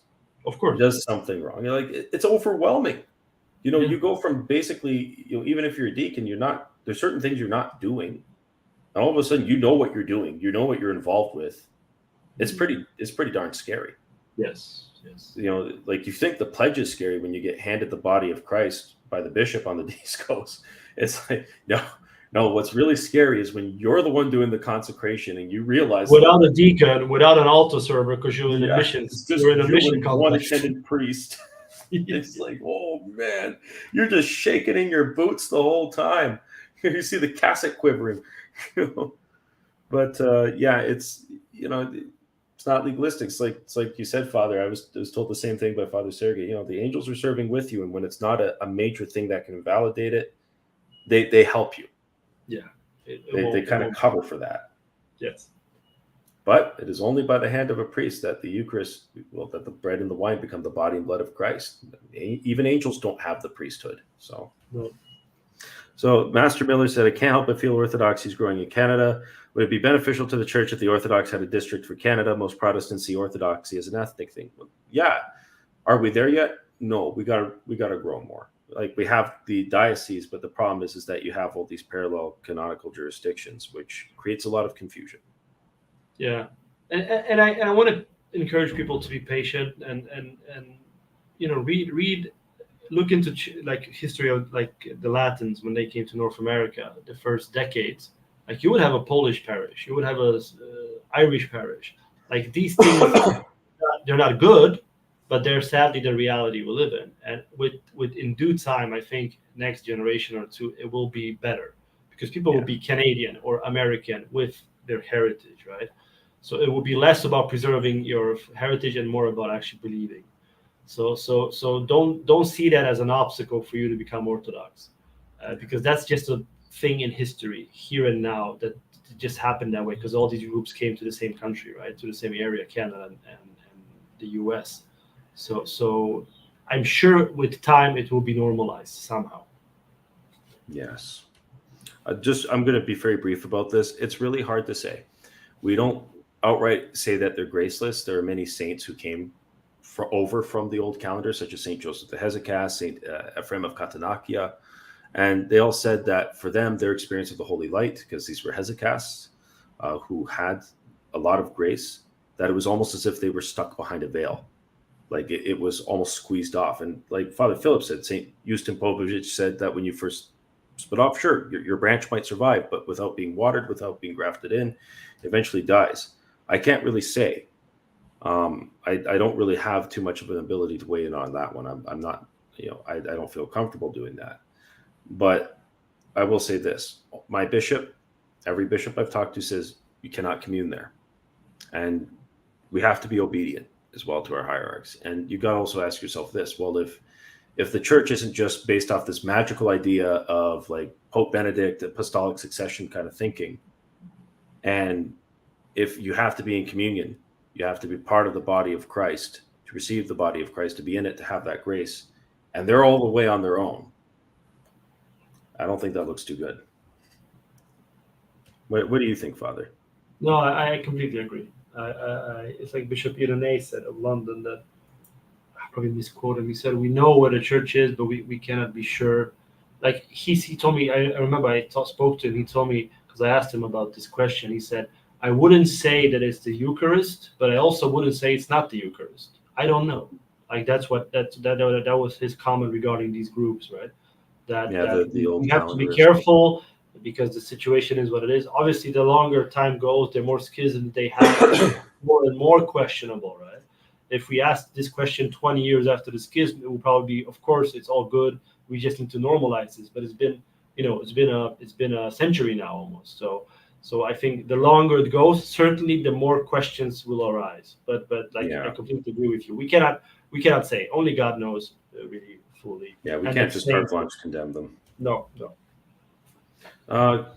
Is an Old Rite in Old Rite is a newly ordained priest given the blessing to conduct the mystery of confession. In the Greek, it's a bit different. The priest isn't immediately giving the blessing. I know in the Russian tradition we are. Not all of us. I wasn't. I had to wait 3 Really? months. So it's actually, you see, it's all because my bishop's spiritual father is one of the elders on Malvatos. So you see, if you have this influence, you might use it in your pastoral work. So I actually didn't hear confessions for 3 months. 3 or 4 months until October. Yeah. So it's not only basically heard my first confession within a week of being ordained. Yes. No, I'm very thankful for that grace period I got, 3-4 months, because that allowed me to just focus on serving, and so for me that was good. So in the Old Rite, usually because of pastoral reasons, a priest will hear confessions quickly, right? Because there's not many priests serving the Old Rite. But I think traditionally there would also be this idea that you should wait. you should wait, you should be experienced. And even in the old Trebeniks, in the old service books of the church, books of needs, there's a special prayer by a bishop to be read for the priest to have a blessing to be a spiritual father, right? So that was always understood as hearing confessions and giving counsel, right? Later on, it was split. So now it's like you can hear confessions, but you shouldn't be a spiritual father when you're a young priest, usually, right? So it's a dynamic thing, and like let's say in Asia, let's say we ordain a priest in Indonesia, like in or in Papua New Guinea, which is also our diocese, and he's one priest for 1,000 faithful on the whole island. Of course, he needs to hear confessions, right? So it's all to give counsel. Yes, if you have the comfort of waiting and allowing older priests to do it, you probably should. But if you don't, you just trust God. Like in my case, in my second year of priesthood, I'm out on my own in Lethbridge. The nearest priest to me is over 217 kilometers away. So, there's no other way. There's no other way. There's no other way. Yeah, we do trust that the grace of God works in those moments and will usually help the priest not to screw up too bad. Yeah. So to speed this up, because we've gone on long enough, thoughts on Antiochian Orthodox Church? They're canonical. Do they have their problems? As Father Philip and I said, yes, there's problems everywhere. Well, thank you. Thank you, Crashman. Little Fathers, love you both. Thank you for providing your wisdom for us. So with whatever paltry offering, we're always happy to serve. Thank you. To start attending an Orthodox church, no, they're not Orthodox. Coptics are not in communion with us. They're, that we can say there's nothing there. They were condemned in the councils, in the Fourth Ecumenical Council. So that's where we don't go there. Blessing for the. Oh. Okay, how do you guys know? We don't. No, God is the one who decides that. That's where Protestant evangelicals really run into the problem. You can't treat Jesus like an insurance plan for your soul. Hey, I believe in Jesus. Now my soul's covered. I know where I'm dying. When I die, I know where I'm going. Just like what, you got Geico for your soul now? It's like they'll tell you like, oh, I was saved on August 12th, 2021 when I said these words. But that's not salvation. Salvation for us is a life, is the whole life that we live, and we try to get closer and closer to Christ. So if anyone tells you they know they're saved, that's delusion, and you should probably run from a church from a religious community that says stuff like that. Run from them, because we know where salvation is, but we don't know when or how or if we're saved. We only know that after we die. We only know that God's mercy is greater than our unworthiness, that all we can do is appeal to his mercy, trust in his mercy. We have to make real effort, and people don't like that. They always want a magic pill, like, Father, how do I overcome lust? Father, how do I overcome this or that? Anger, wrath, greed. Guess what? It's hard work. You've got to fight yourself, and it's going to take blood, sweat, and tears. So it's not easy. Father Bless, Noah here, turning in from KL. Cool. Kuala Lumpur in Malaysia. It's 4 hours by car from here. God bless you, Noah. Cool. God bless you. So Western Rite legitimate? Yes. Are they a Trojan horse for ecumenism and other things? It depends on where you go. There are some who have incorporated practices that are post-papal schism. So use discernment and discretion. In my opinion, the Eastern Rite is the only one that's really working. It's the only one that's really upholding. There's very few Western Rite parishes. We had a Western Rite Rocourt parish in Canada. It's not here anymore. It's gone. You guys are, thank you. If you could ever if you could cover WR if done correctly in another stream. I mean, if Father Philip's up for it at some point, we'll arrange that. We'll try to dig in a little bit and see what we can find out. That's the Singaporean man, because he donated in Singaporean dollars, so there must be. Oh, cool. Well, that's about all we have time for. It was a good stream, longer than I would have wanted it to be, but we'll shorten the next one up. Usually debut streams with anyone tend to be a little bit more. But I wanted to thank you so much for coming on, Father Philip. This was a blast for me. I really enjoyed talking with you. We kind of somewhat interacted a bit on Facebook and Instagram for the past couple of years. Kind of were aware of each other. But this was an absolute joy. Thank you for sitting down It and was having this conversation. Thank you for having me, and I'll be happy to come on, and maybe we can find another topic to speak about for sure. Yeah, there's so much to cover in the church. It's a rich Yes. thing, and if you're considering becoming Orthodox, make sure you're not getting all your theology from laymen or from secondhand kind of sources. Go to the source. Go to your parish. Go talk to the priest, and start getting involved. Orthodoxy is experiential. It isn't just something that you can figure out up here. It's got to come from here, everywhere. It's got to be your life. So, all right. God bless you all. Have a wonderful night, and we'll see you in the next one. And